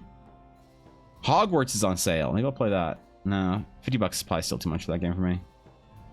I'll probably play it for 10 hours and get bored. So, all right, rip. Well, no Elden Ring for me apparently. Might be on sale. I mean, maybe. I'll check it. As a Souls professional, you are indeed a Souls professional. That's not even a joke, honestly, at this point in time. Souls 2 is way better than it's given credit for, but it's no Dark Souls. It was more made by a rival company. People would call it the Dark Souls killer. Oh shit. Souls 3 is best overall, but the number of gimmick bosses makes me sad. So which game had the best bosses in it then, Ashy? I thought Souls 3 was it. All 3 remastered, so it's a good deal. I mean, Mass Effect was a great, like, I worry that I shouldn't go back and play Mass Effect. Because I'm worried that I won't like it as much as I did the first time. You know, I'm kind of worried about that. Pixel art artist Steam has been using for their sales lately is really good. Yeah, it's pretty good. It's decent. I see what you mean. Second edition Pathfinder remastered tieflings are sick. What do they do to change them in Second Ed? Because like they had to un-D&D them or whatever. I don't know what they call tieflings in Pathfinder, but they probably can't call them tieflings anymore because that's wizards. That's WotC. Both Dark Souls 3 and Elden Ring are have great bosses in my opinion. But which one is kind of the best? Like, what do people consider to be the best, the greatest Dark Souls or Souls-like whatever boss like ever? Is there like one that wins? And is it Millennia because she's hot? Started playing about a year ago and I love it just as much personally. Only got to second and had to quit for a while because of time. That makes sense. Yeah, Mass Effect 2 was a good time. 1 was a little rough around the edges, but you know, Souls 3 is the best of the original 3, but because 3 just feels better to play, but Souls 1 wouldn't just go, here's a demon, good luck, while Souls 3 is like, here's a demon, he's only killable with an anti-demon blade. It's not all the bosses, but it's more than I'd like. I see what you're saying. So it's like kind of polarizing. Well, I mean, it's good they were trying new things, I guess. But yeah, I can see that being a little annoying or stressful or whatever. There's so many good mods and the complement enhance as well as graphically. That's true. If I were to play Mass Effect again, it would probably be heavily modded because I never played with any mods ever. So, totally forgot Evan was streaming today. It's fake Saturday. Yeah, no, it's fake Saturday. What's up, Garthan? How's it going, buddy? And playing Liza P. I've been watching Fishy play Liza P. I watched Asmongold play Liza P. I like the world, but it's still a Souls-like game. I'm just not interested in that. So I'd rather watch Fishy die over and over again, or like Alachan or any of the streamers that I've watched play like Souls-like games. And you know, I'd say Ashy, but Ashy never dies. So favorite boss in a Souls-like of all time is still Simone, the amusement park boss from Nier Automata.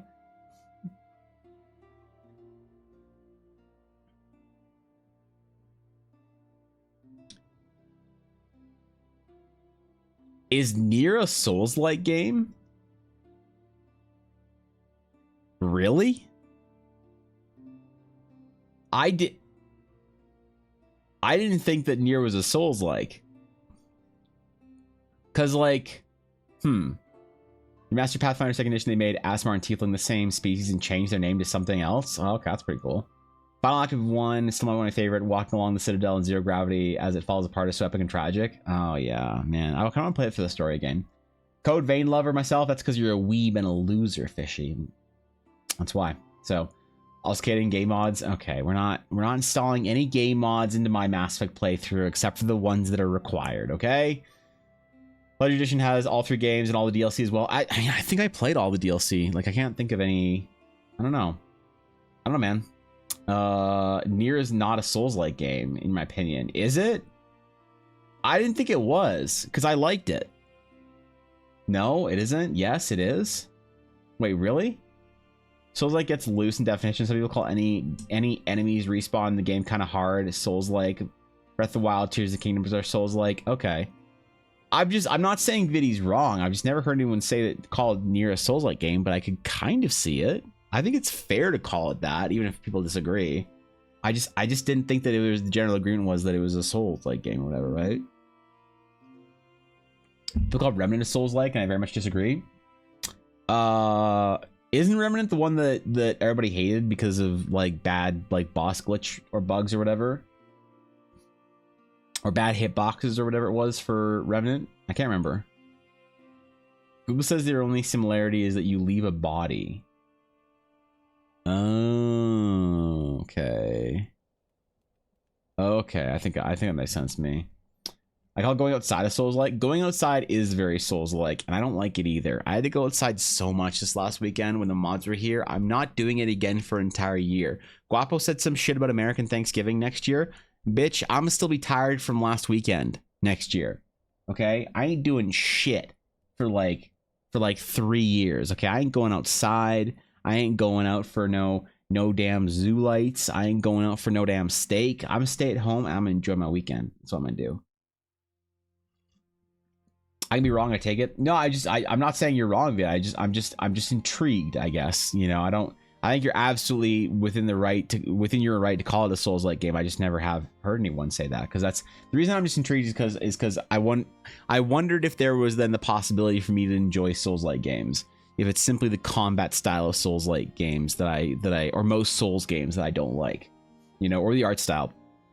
So I actually think a lot of the art in a lot of Souls games looks like shit, you know. But that's just me. That's completely opinion, and I know that I'm in the minority for that. Him coming over, you can't stop me. No. It's going to be like the Prince Ali song from Aladdin when they break into the palace. No.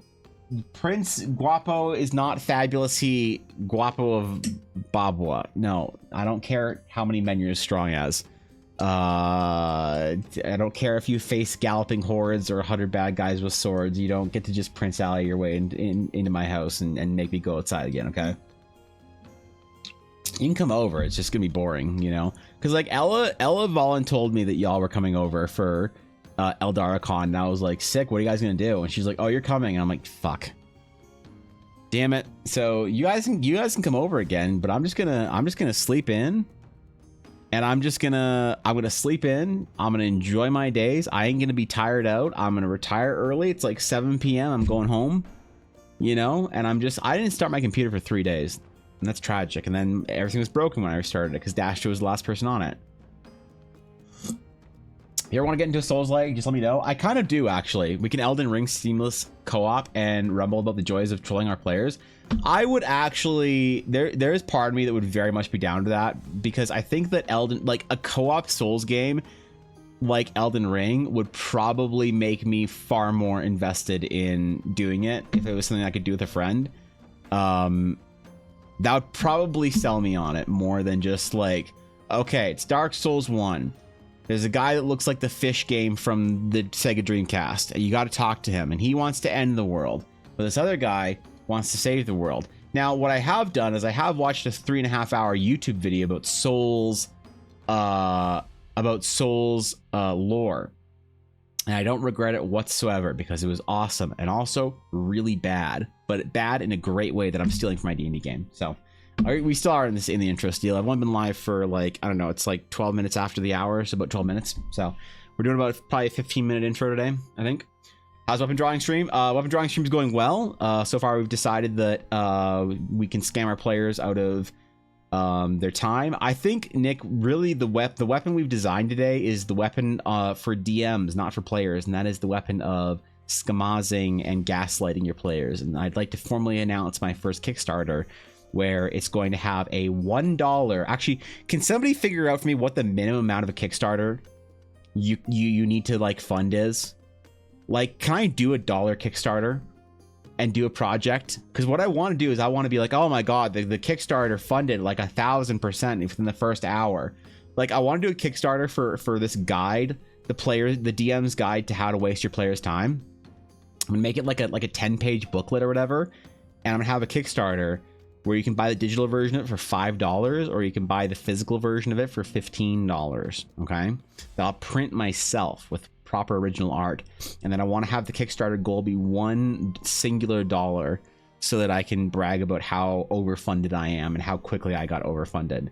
You know, because nobody cares about getting to the fund, and that's That they only care about how far it is overfunded. And that's my weapon that I've designed today. That's the first one we've designed, was weapons for DMs. But let me know whenever I'm happy to keep my schedule open.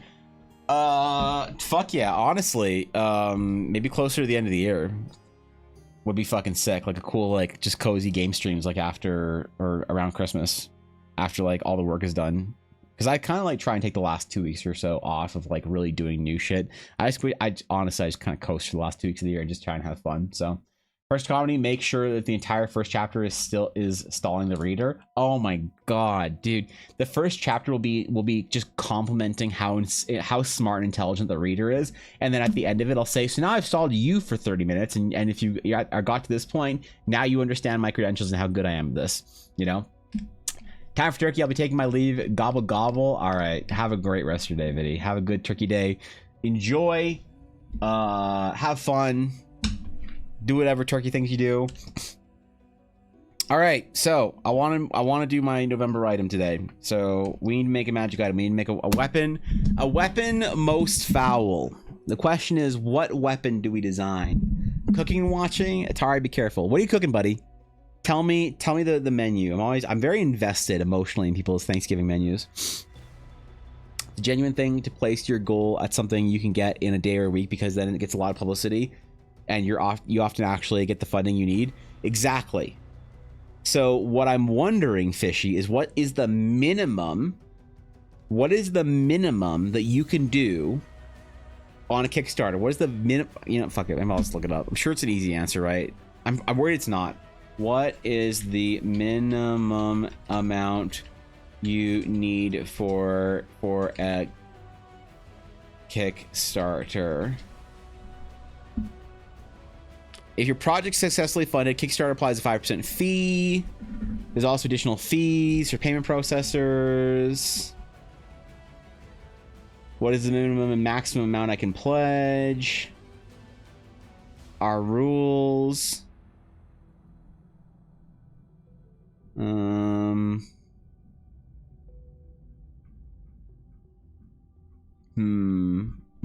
Yeah, I don't know if I can find this really quickly. Maybe I'd have to do it like $100.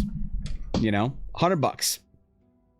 A lost astral night weapon. Oh shit, we could do something for astral nights.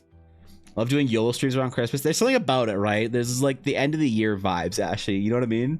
Where you're like, I'm not being productive. I'm not doing anything new. I'm just gonna fucking just send it. Just go live, hit the live button, and just have a good time for 6 hours or whatever. We could do something for Astral Nights. That'd be actually a really good idea. Weapon most foul pre-Thanksgiving Christmas decorating. It's cause it gets dark here, Aduria. It's cause it's okay.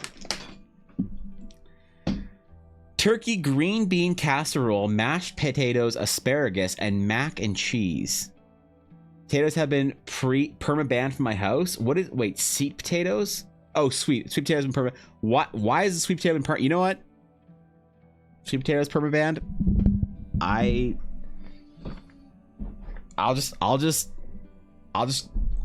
that sounds like that could be some family destructive shit right there. So I'm just gonna move past it and say, you know what, whatever you got going on with your sweet potatoes, I hope it works out for you. Whatever potatoes you choose to allow in your house are the potatoes that you should allow in your house. If you're pro rusted, anti Yukon Gold, that's fine with me. I support your right to be that way, and God bless you, Atari. So, not a Southerner? Okay, that's why. All right, got it. So, Astrolite's a great idea. What if, so the Astral Steel are weapons that are only available typically to Astral Knights. What if we create some sort of a proto Astral Knight weapon that's made of Astral Steel, like a long lost Astral Steel, let's say short sword, instead of a long sword. So it's not gonna be something the Order is actively pursuing, but we can do it in the style of Astral Steel and give it some like really cool effect or whatever. I think that's a good idea. I like the idea of that. All right, Astral Knight weapon. Okay, and we can help refine our like Astral Knight sort of like style or whatever. So, as always, we're gonna start off with a quick couple concept sketches and see what we like. So I want to do something fairly fairly Astral Knighty, and that's characterized by long, sort of slender guards and kind of more like traditional European style. But we'll do something a little bit more interesting, maybe.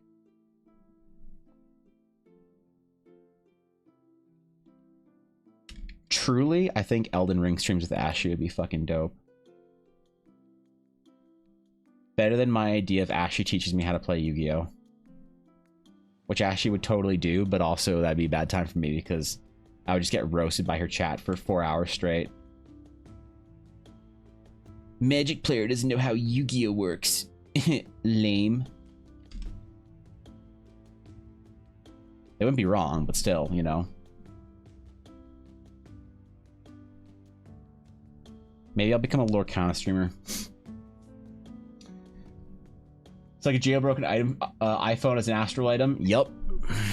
That's where we're getting at right now, Guapo. What it looks like, the texture of obsidian arrowhead thing, all chipped out and cool. Okay. We can make it kind of broken. Kind of like add to that idea that it's like weathered and old. But we need to make it not a long sword so that it is distinct from proper astral knight weaponry, because you have to be kind of an astral knight member of the order to have access to that. Let's create a couple weapon designs here. See if we can find one that we really like here.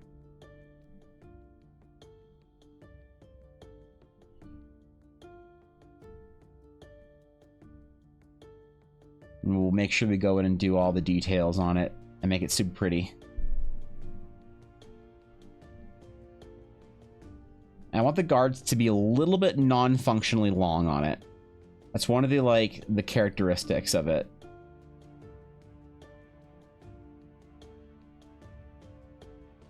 Is that it has a little bit of non-functionality to it that's like partly culturally designed in there. Astral Knighty, the garb of Astral Knights when they're about to sleep. The Astral Knighty. Is that where I get my Wookiee slippers on? I'm not putting the Wookiee slippers on today. You can't make me. My feetsies aren't cold at all. I'm not doing it, okay? I'm not fucking doing it. I contemplated wearing them to the gym today. Better judgment took me, though. I decided against it. I kind of like... Let me try something that's a little bit...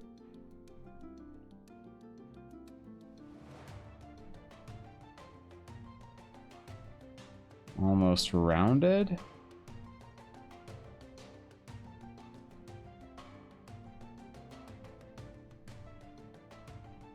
How fancy do we want to make the steel, I guess, is a question.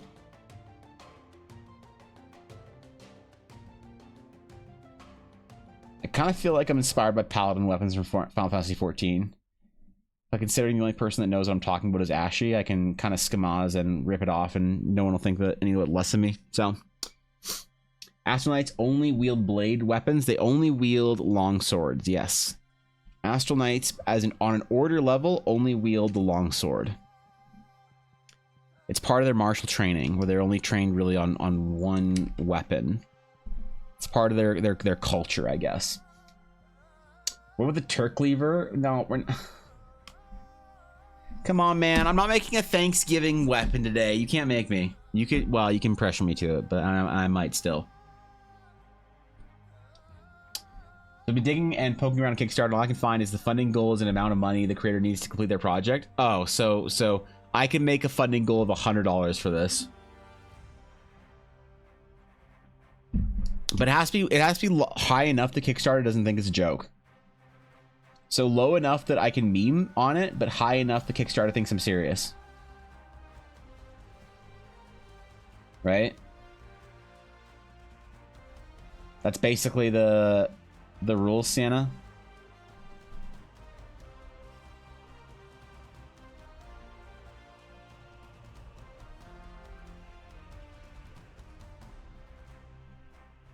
Because that makes sense, I guess. Kind of like the thicker blades, to be honest. Also not the fully straight blades.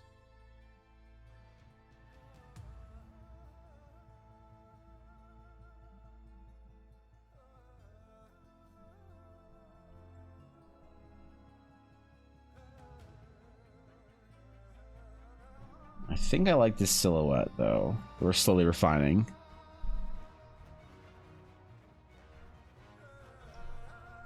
Let's do one more real quick. I think I know which one I like the most, but we're gonna do 5 in total just to be sure. Just so we have the right concept down. The Shanksgiving? Stop. Runa's such a bad astral knight. Well, look, player characters are always gonna be abnormalities, right? Player characters are always going to be like some strange sort of like, oh my god, this is an astral knight that uses a pole arm. What the hell? How did she get that approved by the order? What the fuck? And I think that's fine. You're going to always have your player characters wanting to be more like selfish, I guess, in their spending of currency, because it's their own story and they should get to do that if they want to.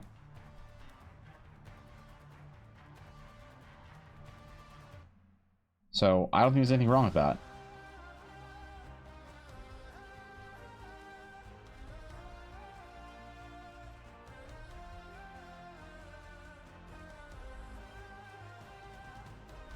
I support it, in fact, even if it kind of ruins my lore. Because it doesn't matter if one individual player is messing with your lore. If your lore is sound, like, you don't have to worry about that. Alright. I'm definitely not digging the slender shape. I think that part of the Astral Knights weapon design is that they became more slender. So, like, this is kind of, like, out for me. Right? And so is, like, this one. Because of that. I think I like this one the most, really. Let's grab this one actually and see if we can do some cool design work on it.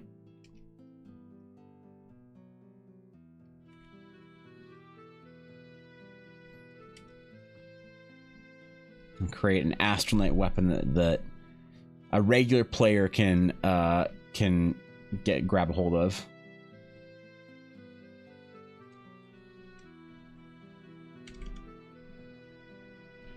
So refine the shape, figure out some details.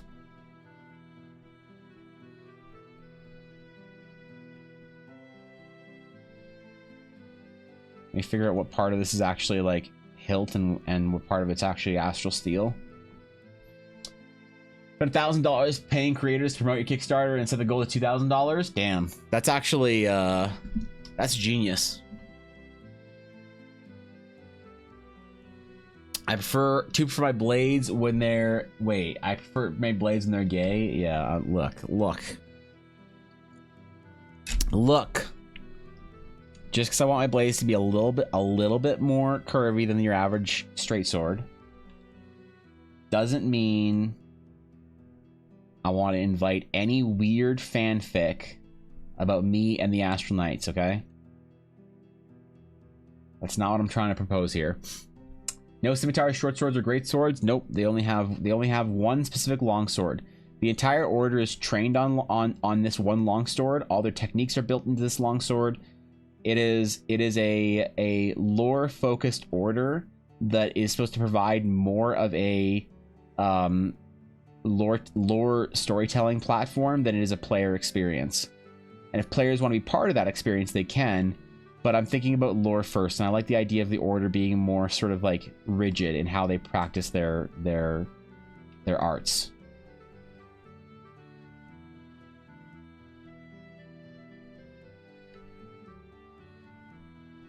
I think it's important for the story. We'll give it this particular style of pommel just because we were talking about Dark Souls today. And every good sword in Dark Souls looks like this. In case you were wondering.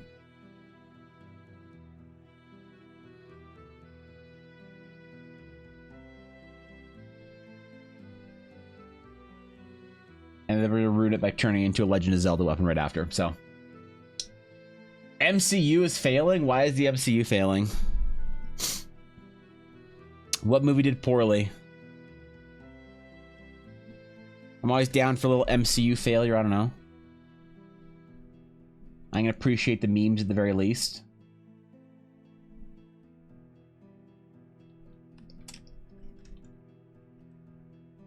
Or is it like a good Marvel meme? I don't actually even think that's the MCU. But, you know, I'm here for the memes. Can't find a thing more than one I already shared. Yeah. It's time to make a fake Kiki account and just make fake projects to see how they work. Yeah, I guess it's time for me to just try this out, you know?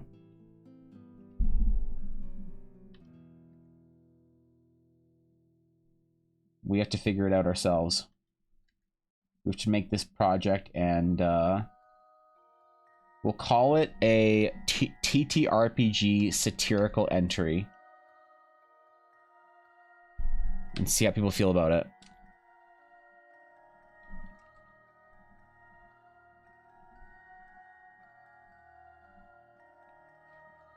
Maybe Kickstarter will allow it, who knows?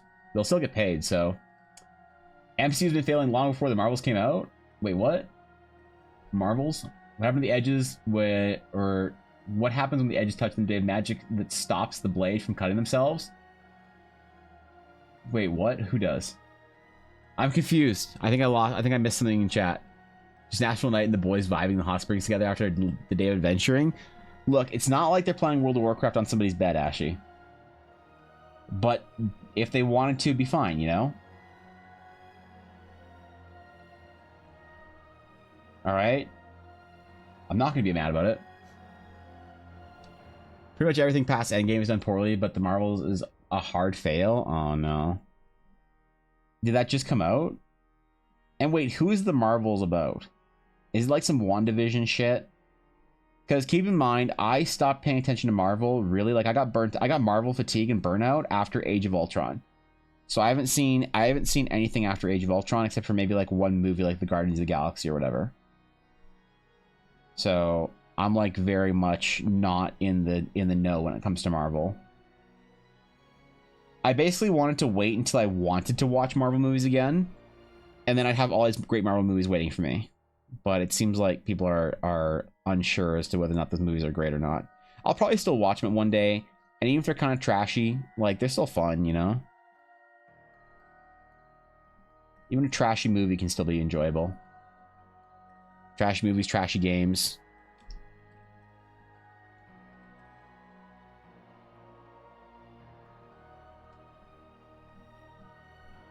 Right?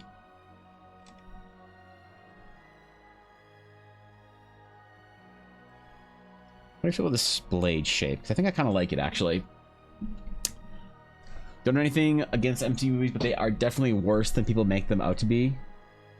Wait, they're definitely worse. Oh. To me, I'm happy with have MCU from Iron Man to Endgame, which is only one or two other movies. We're still semi-good after that. They girl bossed too hard. Oh, was that what happened? Captain Marvel, Miss Marvel, and someone who I think is another Captain Marvel. In what? In the new one? Marvel's about Captain Marvel, something Marvel, and Monica Rambeau. Who are these characters? Who are these characters, bro? I feel like I'm missing out on some shit. Marvel's three characters: Miss Marvel, Kamala Khan, who's awesome, Captain Marvel, Brie Larson, who's not good in the movie, and Photon, who's new. I watch everything? Dude, I don't want to watch everything. Oh, man. There's so many hours. I gotta watch. Just think of all the hours I could play World of Warcraft instead. Or think of all the MSQ I could get through in Final Fantasy XIV instead of watching all the Marvel movies. It's like, if I only have a certain amount of time in my life, alright, I could play another character through the MSQ, and this time read everything, or I could watch all the MCU movies. Okay. Oh, that nothing makes sense. Oh, God. What, do you have a life or something? No, I just pretend to on the internet. I just agree to do things and then get behind with work and then have panic attacks.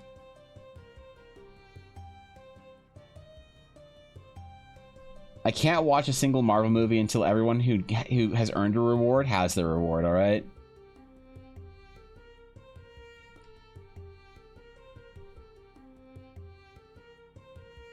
That's the way it goes.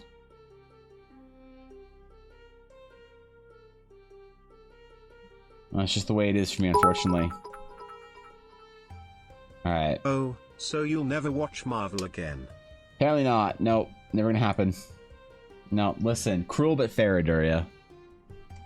Harsh but true. Yeah, probably never gonna happen, unfortunately. No, I mean, like, you know, I watched a couple of movies once. I watched the Doctor Strange movie with Dormammu. See? I remember the character from Marvel. I watched a Thor movie once. Which is super weird for me because I used to love Thor. Like, as a comic book character, Thor used to be awesome. I loved Thor comics because Thor felt like a Warcraft character, you know?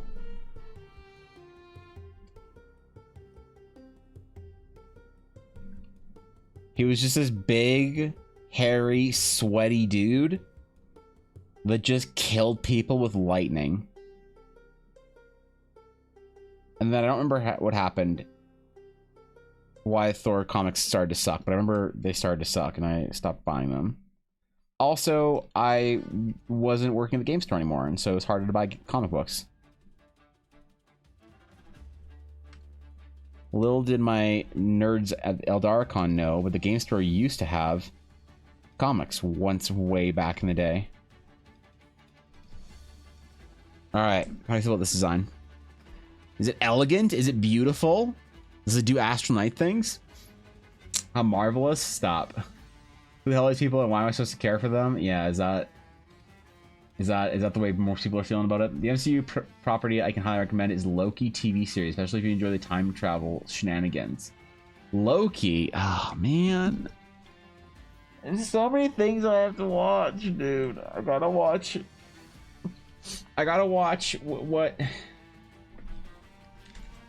what do I need to watch? I feel like I gotta watch. Okay, I gotta watch FNAF.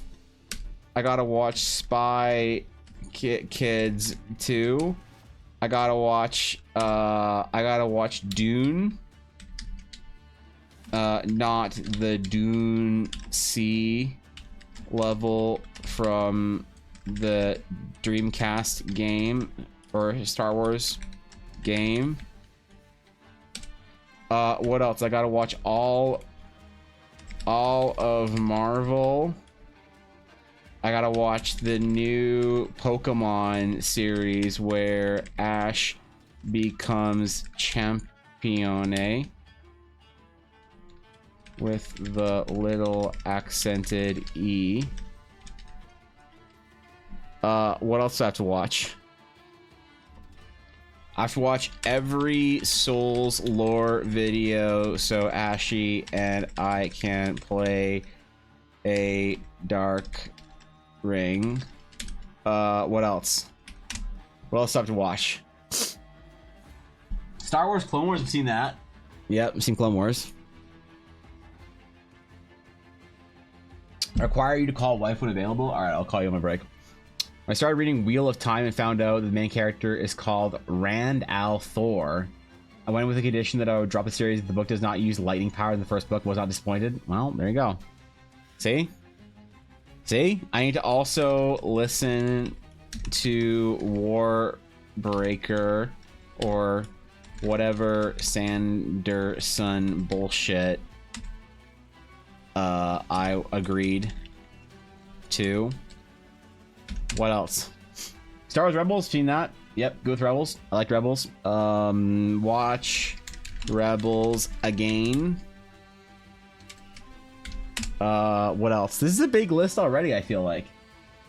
This is or try to watch the D&D movie again as well. What else? You know, don't forget to watch the World of Warcraft movie again. So since you're a massive fan, watch the first 10 minutes of the WoW movie and then gore it again.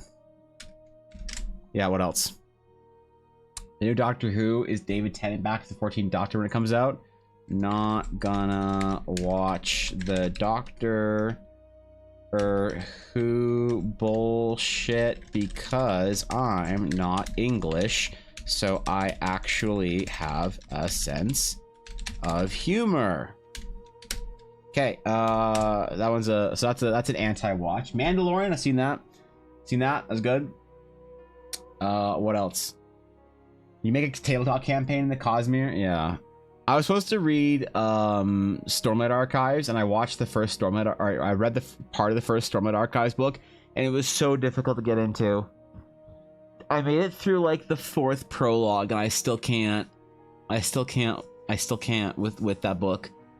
I tried, man. I tried with Sanderson. So apparently I was supposed to watch Warbreaker, or listen to Warbreaker, because Stormlight Archive was too difficult to get into for me. So Warbreaker is apparently better, you know, and whatever the green thing is, but pirates or whatever. Andor, yep, we're on there. Seen Andor. Imagine not loving Sanderson immediately. What are you, some sort of deep fantasy enjoyer? Watch Guapo's presentations to the UN or some secret spy org or whatever he does. IDK. Need to watch that. Story Archives getting a roleplay game, actually. They're going to watch Metal Gear Solid 5, the movie. I've already seen it. I've already seen it in gameplay version or whatever. Yeah, I don't know, man. This seems like a lot to watch already. All before the end of the year. So that's a lot, man. That's a lot. You know, I've still seen the Barbie movie. I am never going to watch the Barbie movie. It's not going to happen. I'm just never going to watch the Barbie movie. There's probably no force in this world that can convince me to see it. I'm not a Barbie fan. I'm not a Ryan Gosling enjoyer. I'm not a whatever the chick's name is enjoyer. I'm not a Barbie movie fan, you know, and I don't think it's gonna happen. You know, I can't imagine an area of my life that would have to go so wrong where I would watch the Barbie movie. Like, it'd have to be a colossal failure of me to be an adult in some way that would be destructive to my own personality, that would cause you to watch the fucking Barbie movie. And I just can't imagine it happening. So, I'm sorry. It just ain't happening today. Or any day, probably. I think Ella saw it with her mom or whatever, because her mom wanted to go to a movie. I don't remember. I think Ella said, like, her review on it was blah blah blah girl power or some shit, and then that was it. So, I don't know, man. I'm not sure if I'm missing much. If even Ella was meh on the topic. Skibidi Toilet? Watch Skibidi Toilet? What is Skibidi Toilet? And do I need to get a VPN to watch it? Oh, and why would I watch any of these things when I haven't finished Baldur's Gate yet? Yeah, I haven't even finished Baldur's Gate, so there you go. I can watch Ted Barbie movie or Skidoo Toilet or whatever, or I can play Baldur's Gate 3, Dark Alliances 3, Definitive Edition. Wonder how many people who played Baldur's Gate actually played the first 2 or 3 or whatever. There's 2 and then 2-ish with Baldur's Gate. It's weird. You watched Wednesday yet, the Addams Family remake where Wednesday Addams becomes a detective and is bad at it? No, I haven't. I did not know that was a thing. I was not aware that they made an Addams Family remake, and nor was I aware that they needed to make an Addams Family remake.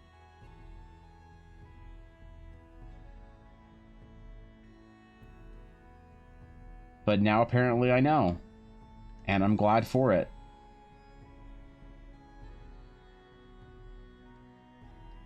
I think, anyway.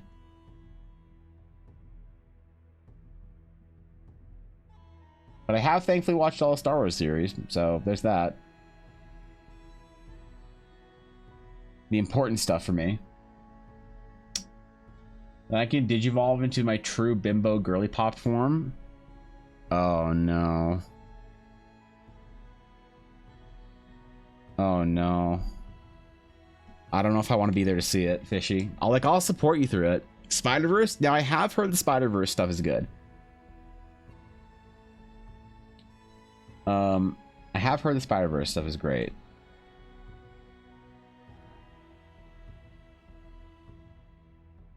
Also, I could watch all of that, or chat could spend all the currency to get me to watch things, to get me to watch the new Avatar movie or show or whatever it is. It's your choice. I'll either watch all these bullshit games and movies and shit, or I'll watch the new Avatar thing when it comes out.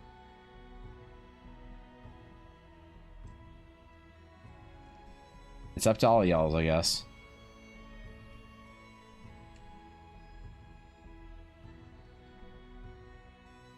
Because right now, I would probably not watch it out of principle. Because Avatar fans in chat, when we're talking about D&D, are the worst. And you know exactly what I'm talking about. Skibidi is the first thing that Gen Zers didn't get.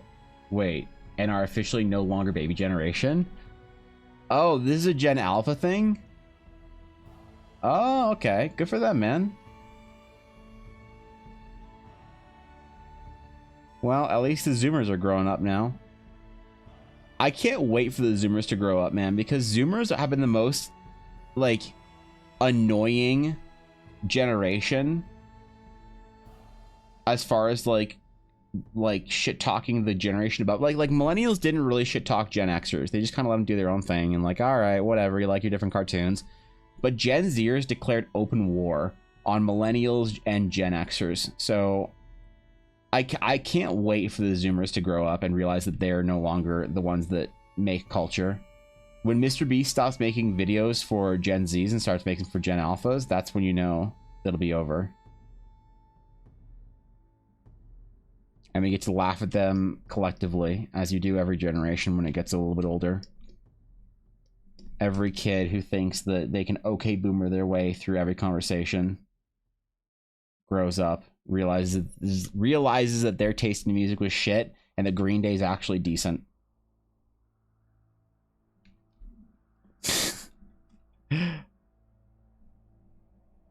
There's something about going back and appreciating the music from when you were young that you didn't really get into, realizing it was actually super good.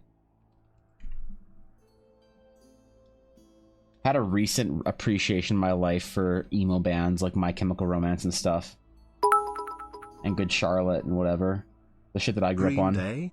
Disgusting. What are you, Canadian? Wait, is Green Day Canadian, Aduria? I appreciate that in bits. Thank you for that. Is Green Day Canadian? You like Logic in movies? Maybe. My Gen Z, if you are between the age of, like, what is it? Like 17 or 18 right now, or 16 or whatever, and like 26, I think it is, maybe 28, you are a Zoomer. What is the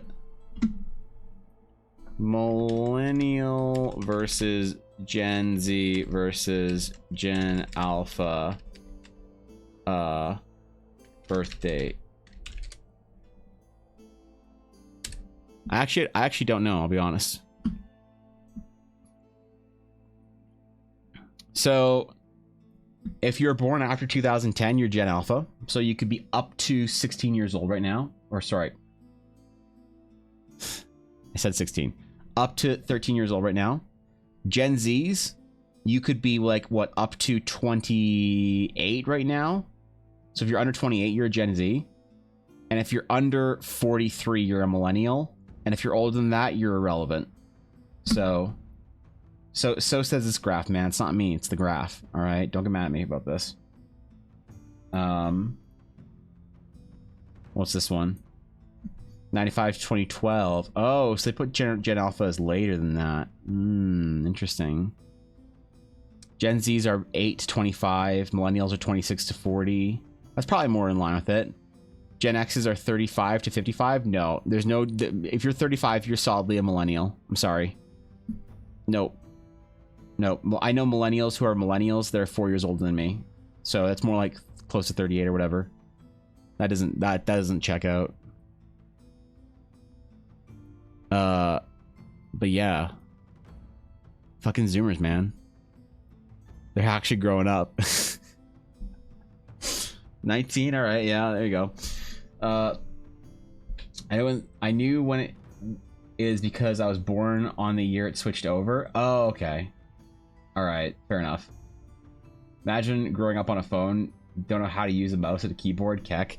Actually, that's true. I suppose would Gen Alphas not really know how to use, like, be that computer savvy because they're all about their phone? I feel like Zoomers still know about like how to use a computer proficiently, right? I didn't think about that for Gen Alphas.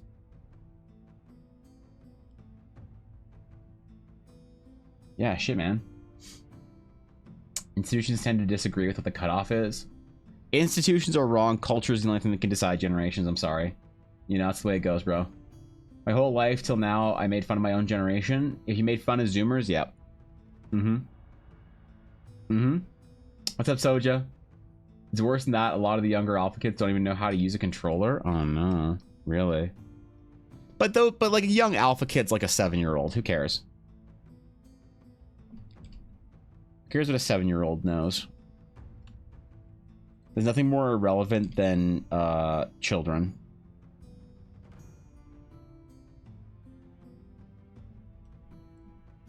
As long as teenagers know how to use controllers, it's fine. May request a slip that says I'm busy for the foreseeable future. I don't have to do whatever my mom is signing me up to do without consent or approval. Thank you, I appreciate it. Is it in French or English? Because I can only give you English interview missions. I'm sorry. If it's something in French, you're on your own.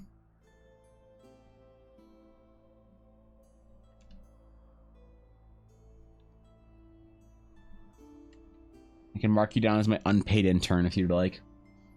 I have American Thanksgiving, Canada like? Yeah. I forgot. I forgot before I went live today. It was American Thanksgiving. Happy American Thanksgiving. You don't need to say American Thanksgiving. You just say Happy Thanksgiving. I don't care.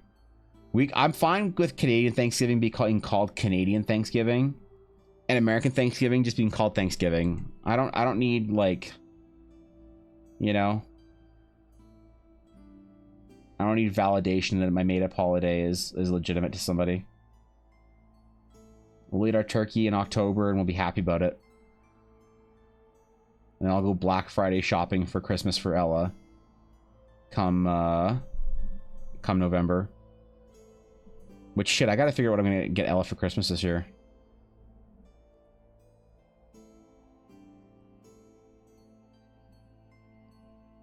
I gotta get her something meaningful or whatever, bro.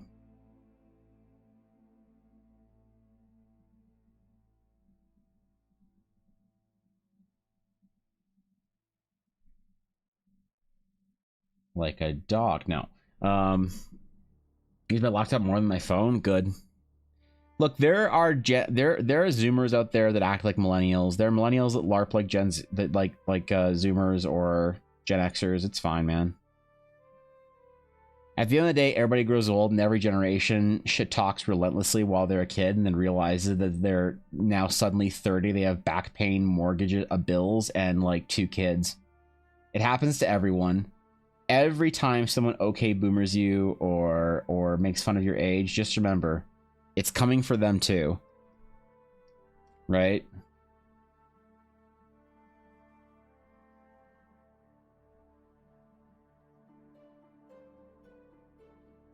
Every time I get told that I'm old for playing irrelevant MMOs, I remind them that at some point in time, Fortnite will be a game for old balding men in their mid-30s, like Warcraft is.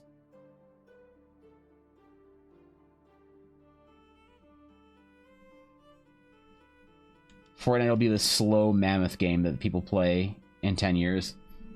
Legos? Oh yeah, I should get Legos. No, I can't get Ella Legos anymore because we just don't have anywhere to put them. And honestly, I have a hot take. I think most Legos look like shit when they're on display. So I don't want to buy more Legos if they have to make it into our display cases. So I'm probably not gonna buy our Lego. Balding is generous for Warcraft. We all know Asmund is fully gone. Yeah, well, I still gotta say balding contractually because I'm not bald yet. Maybe I'll buzz my hair super short, grow a beard, and be a real masculine, manly man when I get buff Aduria. And then I can probably get better at World of Warcraft because I'll be bald then. I appreciate the 100 bits though. It's very generous of you.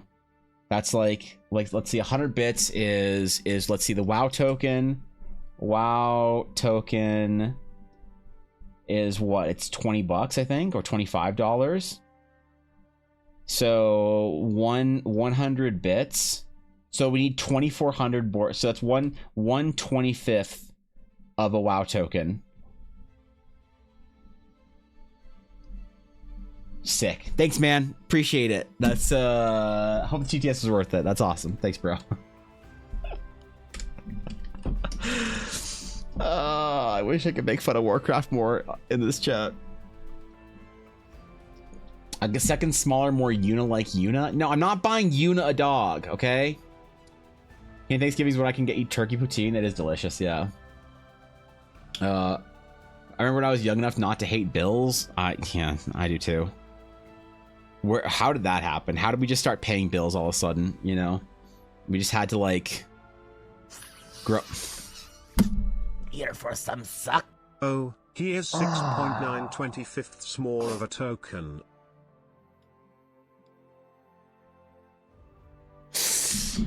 Okay, dude. Alright, I'll put on the Wookiee slippers. Alright. There. You've activated my secret Wookiee slipper form. Congratulations. For 5 minutes I'll wear the Wookiee Crocs, okay? Just for you, Durga. Thank you for the 690 bits. I'm very honored by that. Thank you, dude. Cheers. Get a cat? I can't get a cat. I'm allergic, unfortunately. Cute gamer parents thing that my parents have started doing. When my dad kills a bug, it takes multiple whacks to kill him. They say it had raid armor. That's actually hilarious. That's funny.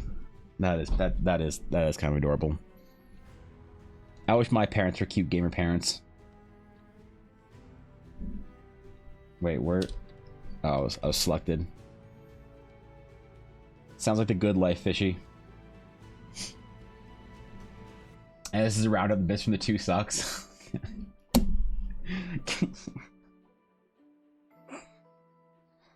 There's other ways to phrase that, but yes, I understand what you mean. Thank you for that, Aduria. I'm humbled and honored. Thank you, buddy. That's great. That's just fucking beautiful, man.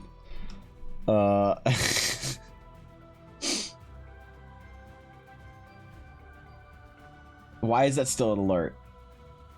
I have to move my alerts over to Streamlabs pretty soon. Or sorry, to Stream Elements pretty soon. Someone convinced me I should keep that alert. Because right now, I ain't so sure.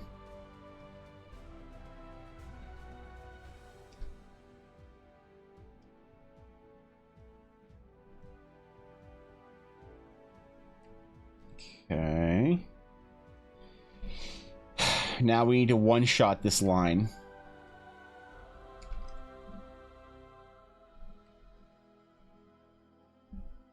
Oh, so close.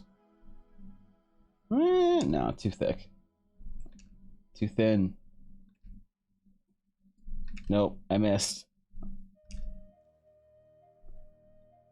Oh, is that the one? Yo, I'm so good at this game. Holy fuck. Look at that. Got it.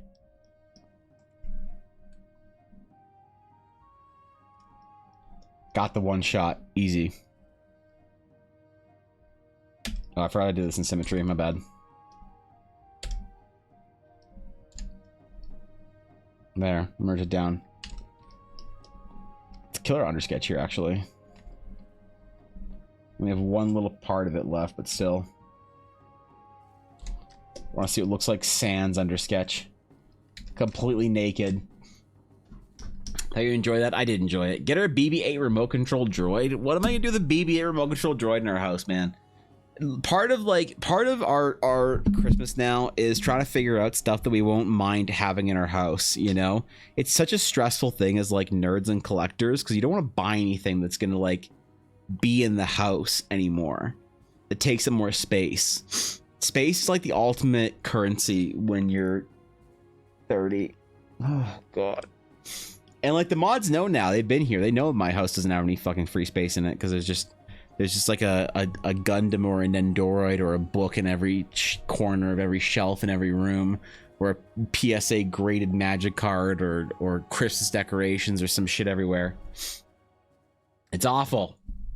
Dragon's Dogma 2 is coming out in March. I think Final Fantasy 7 Rebirth is coming out in that time frame. That's I haven't played the first Final Fantasy 7 remake.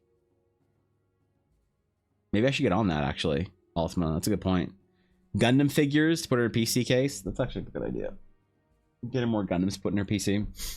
What are you working on, by the way? I keep getting distracted. We're working on a proto Astral Knight weapon made of Astral Steel before the Order was founded, and Astral Steel was forbidden to be distributed outside of the Order. Today is Magic Weapon Monday. So I decided we'd do a special stream for it. Alright. We're almost done our line work and then we can start painting. I'm wearing Wookiee Crocs. Oh, I'm still wearing these for another like a couple minutes. Even though it's warm as fuck. Hold on. There we go. That's better. Now my window is letting in all the winter.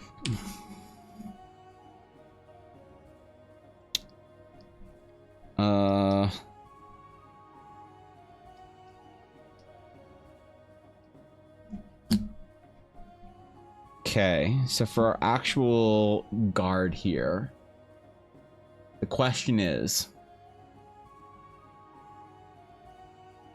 what do we do about it? Let me try a couple of designs here because I don't like this one. It's right here.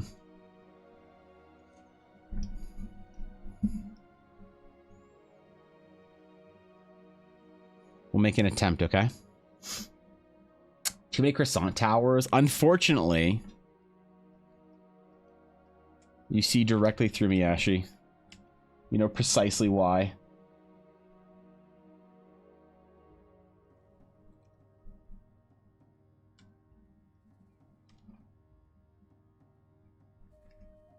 That's the problem. And I can't do anything about it right now. I forgot there were GIFs of me eating croissants until somebody Discord DM'd me a GIF of me eating a croissant the other day. I don't know why they thought of it, but I made the mistake of opening up my Discord DMs and deciding I was going to get back to people. I started with one that was just a picture, a GIF of me eating a croissant, and I closed my DMs and I haven't gone back yet. So Astral Steel is banned. It is only made by the Astral Knight Order. So they see it somewhat like the Mandalorians see Beskar. They see it as sort of like it belongs to them because they're the only ones that can actually make it. So there's a bit of a taboo of having Astral Steel outside of it. It's like vaguely religious to them, you know?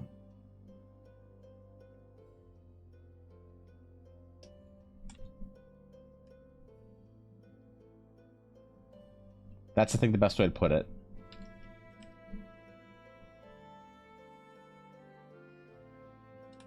Right.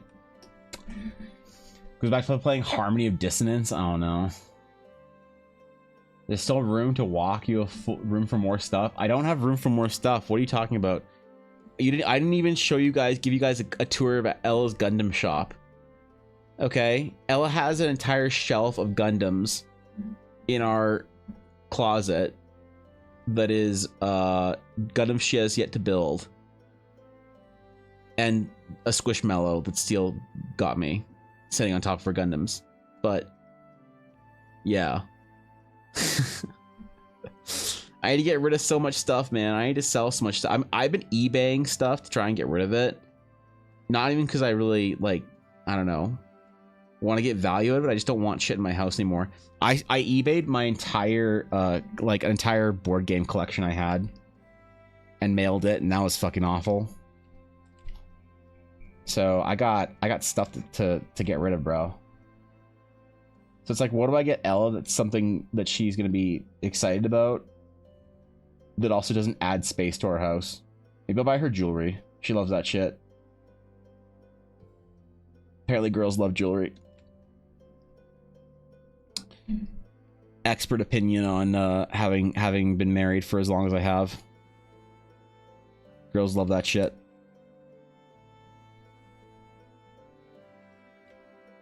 To be fair, I love that shit too, but...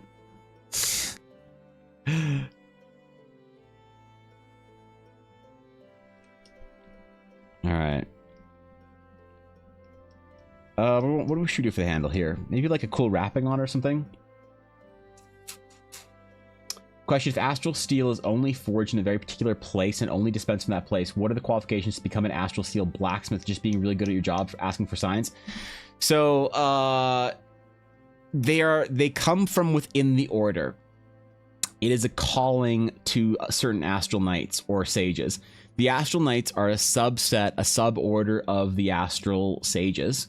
So one particular order of sages that are sort of aligned with the knights, that are a little bit more traditional, a little bit more monk-like, monastic, a little more devout, to sort of like a little more religious to the astral aura, instead of like it being this kind of like magic science thing they like to use. The smiths either come from the astral knights, or they come from existing astral sages that go down the path of the tinkerers that create the astral arms that like sages use. So for instance, the kind of people that would create like an astral sage's astral atlas, these sages that build this kind of stuff can sort of become like astral steel smiths that then build stuff for the knights or their swords specifically. So it's a whole process. You are right about that. And it's very prestigious within the order, but it's also considered sort of like a position of honor and service to the order. There's not like a hierarchy of like the smiths serve the knights or anything like that. The squires do whatever, this and that, like a traditional order. It's more something that is like the pieces that they have their own role to play, I guess. You know? Some are inclined to sword, some are inclined to cast, some are inclined to smith. Yeah, exactly. It's whatever your calling is, because like there are some sages that only like tinker and build atlases, right? They're kind of like the like reclusive watchmakers, I guess, of Geneva or something. You know, they just hide away in their little cubby holes making astral trinkets and arms and stuff like that. So there is small amounts of astral steel within astral sage gear, but weaponry in such a large form, they reluctantly give some steel to the sages. Not super reluctantly, but they provide it with, you know, certain promises and whatever, and you know, because it's like very religious to them for their goods and their gear. But it's not like a big deal, I guess. It's pretty casual for that order to get along with everybody. But no, I mean, part of being a knight is getting your blade forged, getting your weapon made. What can I do for a cool sword handle here? Maybe a cool wrapping style, or let's see. Atari, thank you for the gift of sub to Lady Soja. Thank you, bro. I appreciate that. Thank you, Atari. Thank you for saving Soja from ad hell bring her into the guild and saying, hey, now you can be the member of the worst adventurers guild in the entire Eldara. So, you know, I don't know if that's a good thing or not, but congratulations, Soja. Atari has brought you in. Does approve. Thank you, dude. Seriously, thank you. What do we want to do for our handle wrapping here? Maybe we'll make it like a hard wood or something and just give it a texture.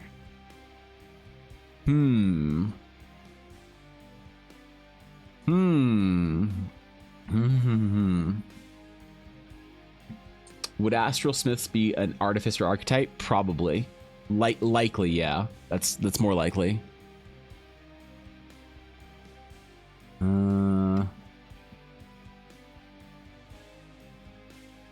Let's see. I'm looking for cool examples of like sword handle wrappings, and I can't really find any that I like. There's none that I think really do what I want.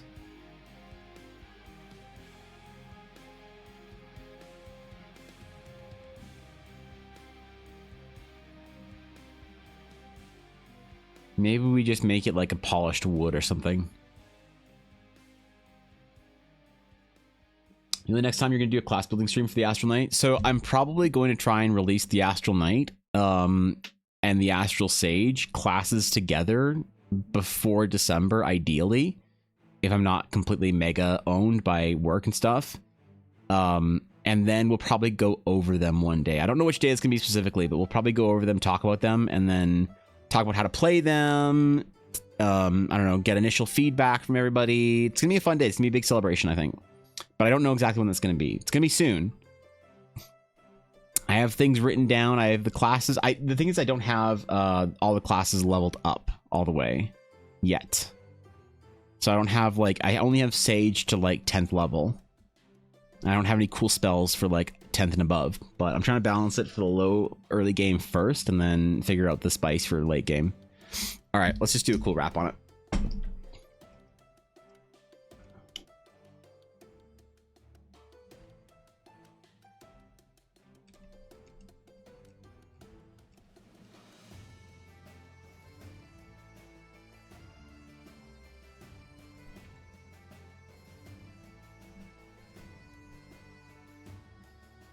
Do something like this and have it be a different color.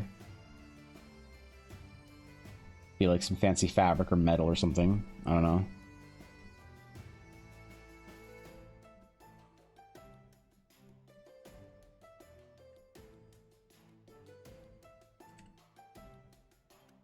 Something along these lines.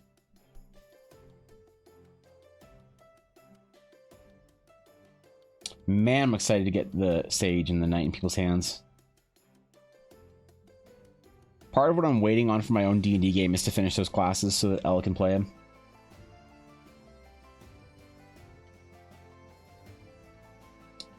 I want to do another D&D game with Dashto where Ella and Dashto both play a Sage and a Knight, but I think Dashto's time is too fucked. I'm probably not going to be able to find... Like, he's just been busy with work, so... I don't think we'll be able to play like we wanted to, but... Maybe I'll find some other people who want to play like a small game. I have some friends that want to play, so we'll see.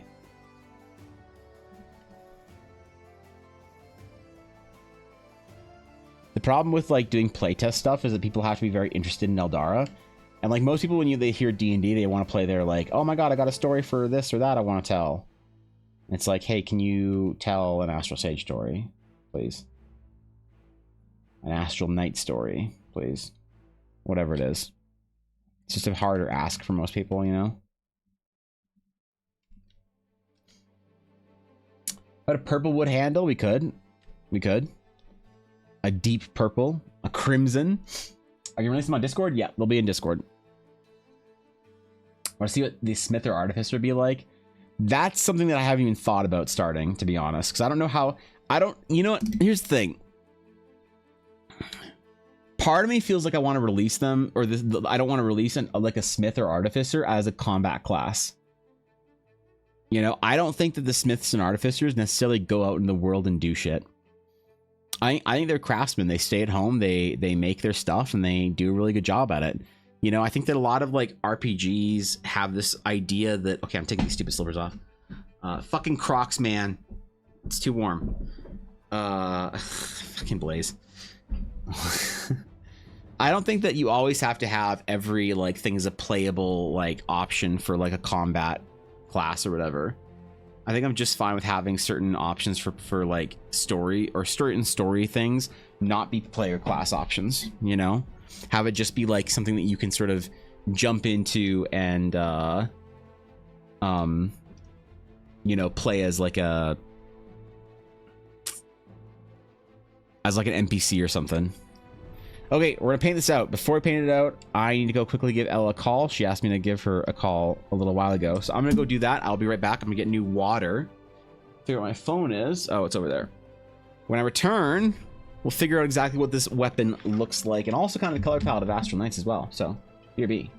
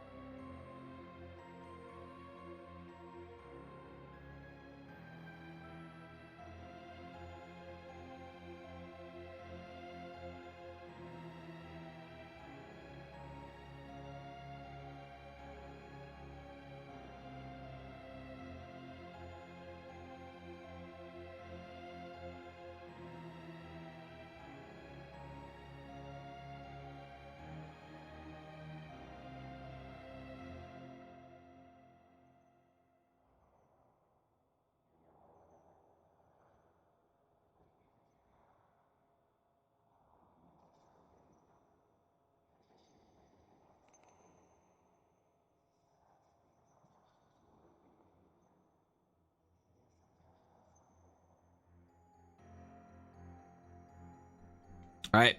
All right. I'm back. We back. We good. We chilling. We Gucci. Okay. Time to decide the official color palette of Astral Knights. I think it's gonna be black and white, to be honest. I have a vibe for it that I wanna. Actually, did I ever do a color piece of? Okay, hold on. I might have a reference here.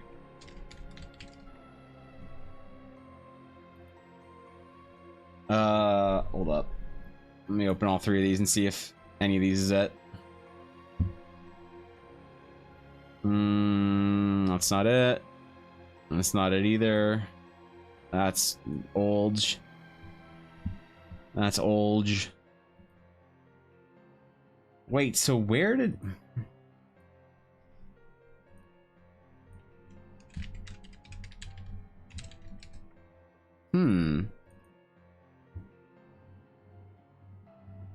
Where did all my characters go?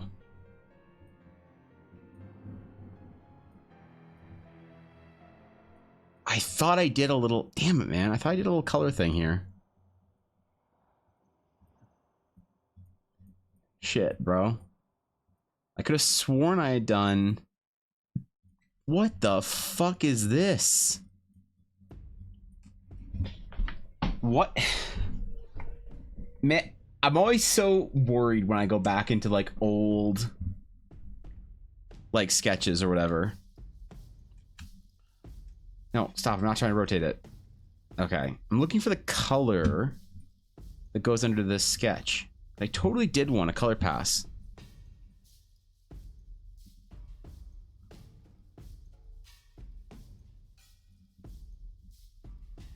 No. No. Alright, well, get wrecked, I guess. Just straight up get wrecked. No worries, man. No worries. We'll just create a new one. Alright.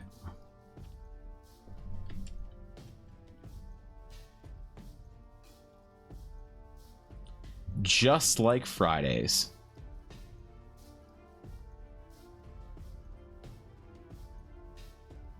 Except less scuffed.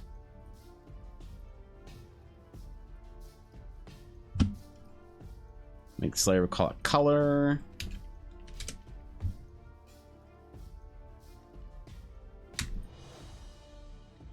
Oh, radiant. Oh, paint bucket. There we go. Start a bit darker. All right. So, Astral Steel will look like... What will it look like? I don't want to make it dark. I want to make it brighter, silver. Maybe we can make it almost opalescent with some different colors in it. Gotta head off to deal with this IRL stuff. That's tragic, man. I'm sorry. Well, good luck, Thorkin. Would it be against Astral Knight code to wield a non-Astral Steel weapon like a Sunblade? I mean, there's... You can do what you want. You just don't have access to your traditional class mechanics. You can pick whatever. There's no rule against it. It's just like you require an Astral Steel blade to like contain the energies you use as a knight. So it's almost required, but not like by any rules or whatever.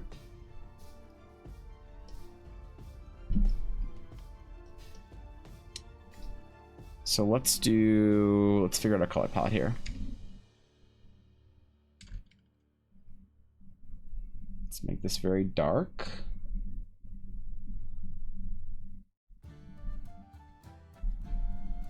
We'll make this light. I think we'll make this a mid-silver. I kind of want it to be a little bit cooler. Wait, what?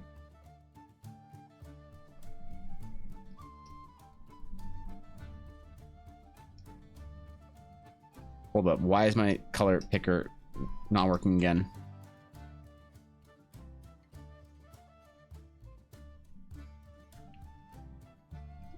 Weird? Okay. We'll draw today without a color picker. Got it. Because it still works, right? Yeah, it just doesn't show up on the actual color swap. Oh, was this the thing that Adam Duff said was broken? Oh. Oh, I gotta watch that video. I see. I think I know what the problem is. All right, no issues, no worries. We fix. We fix. I see. Photoshop 2024 broken as usual. Adobe releasing unfinished products. That'll be fun. RGB colors, we can do RGB colors. Would Astral Sage types like black stuff and Starfield patterns? They do. They certainly do like that stuff. But the weapons themselves, I really want to contrast their outfits. I want their weapons to be brighter. If the knight, him or herself, is wearing dark colors, the weapon, I want to be brighter.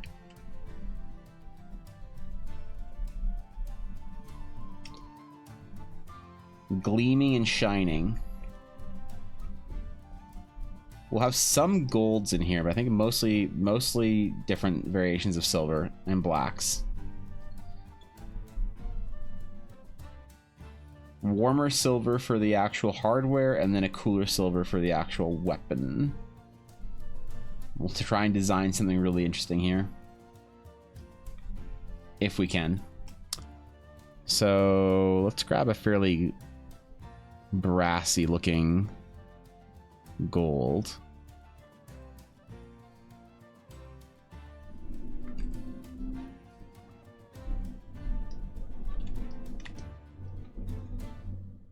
A lot of red in it.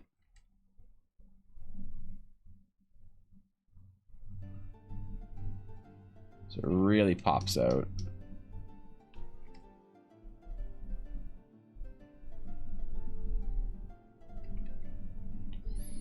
Let's see how far we get on this today. Maybe the blade has nebula like sheen to it. That's kind of what I'm thinking. Has sort of almost a reflective pattern in it, you know?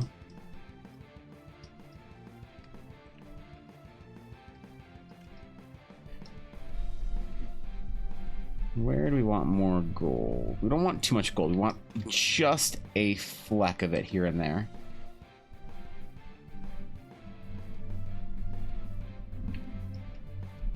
Accent colors only. They're not particularly fond of like gold as a color in their order, so it's not like they have to have it everywhere like a paladin would. Disgusting. Filthy paladins.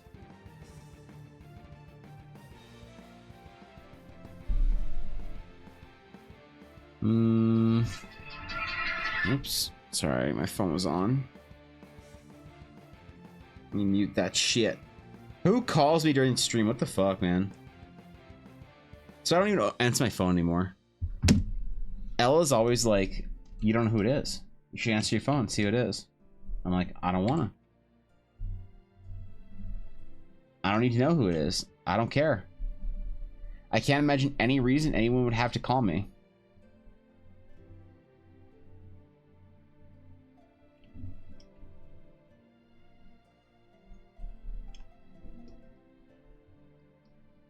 Right?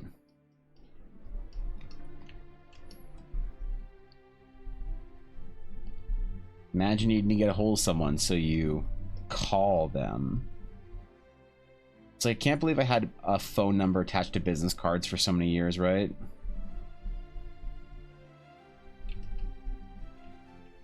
I'd have some random old like dude call me once in a while and be like, hey, I need graphic design work. I'm like, okay. I'll do that for you. That sucked, man. Getting called randomly at like 3 p.m. on a Thursday. Ugh.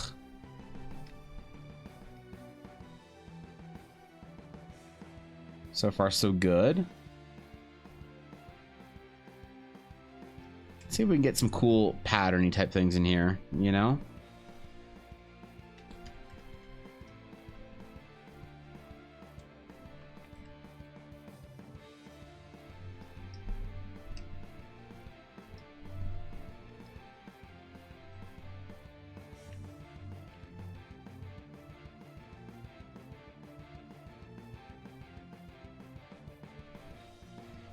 We'll cool it down a bit.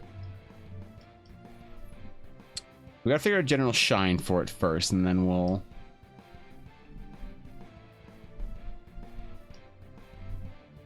be able to actually put some astral stuff in it. So I want to have a bit more blue reflecting on it. Chrome, just straight up shiny, glossy reflection.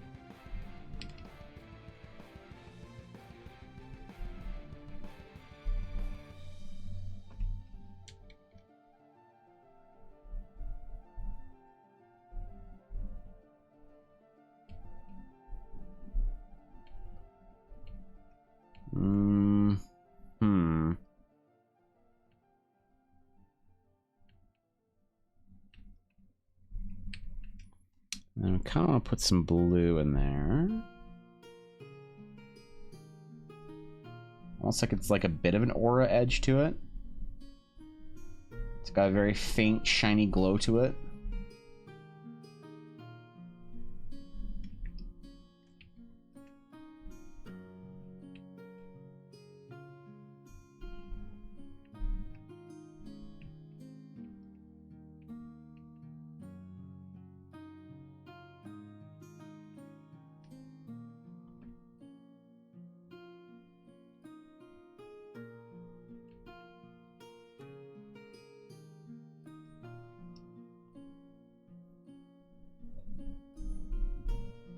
Kind of give it like a big, like reflective, like super fancy.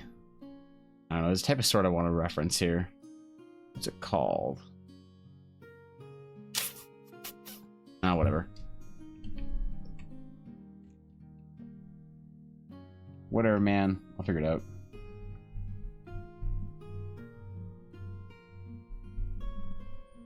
Not like a Mediterranean style either, so I'm sure I'll figure it out.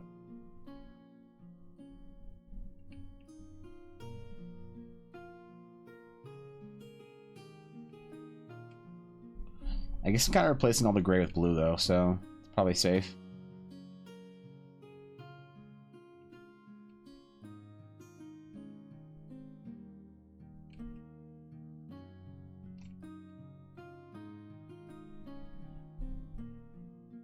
Now, how do we want to maybe put like flecks of white? I gotta like build a couple things at once with the metal. We gotta figure out the lighting and also the effect of it all at once.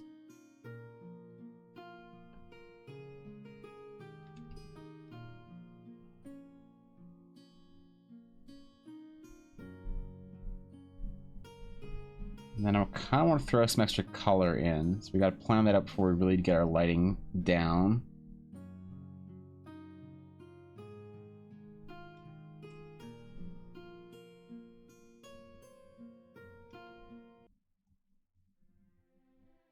Maybe darker would be better though.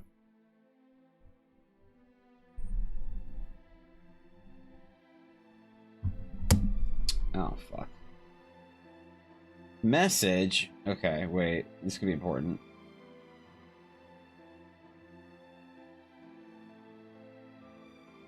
Give me 1 second.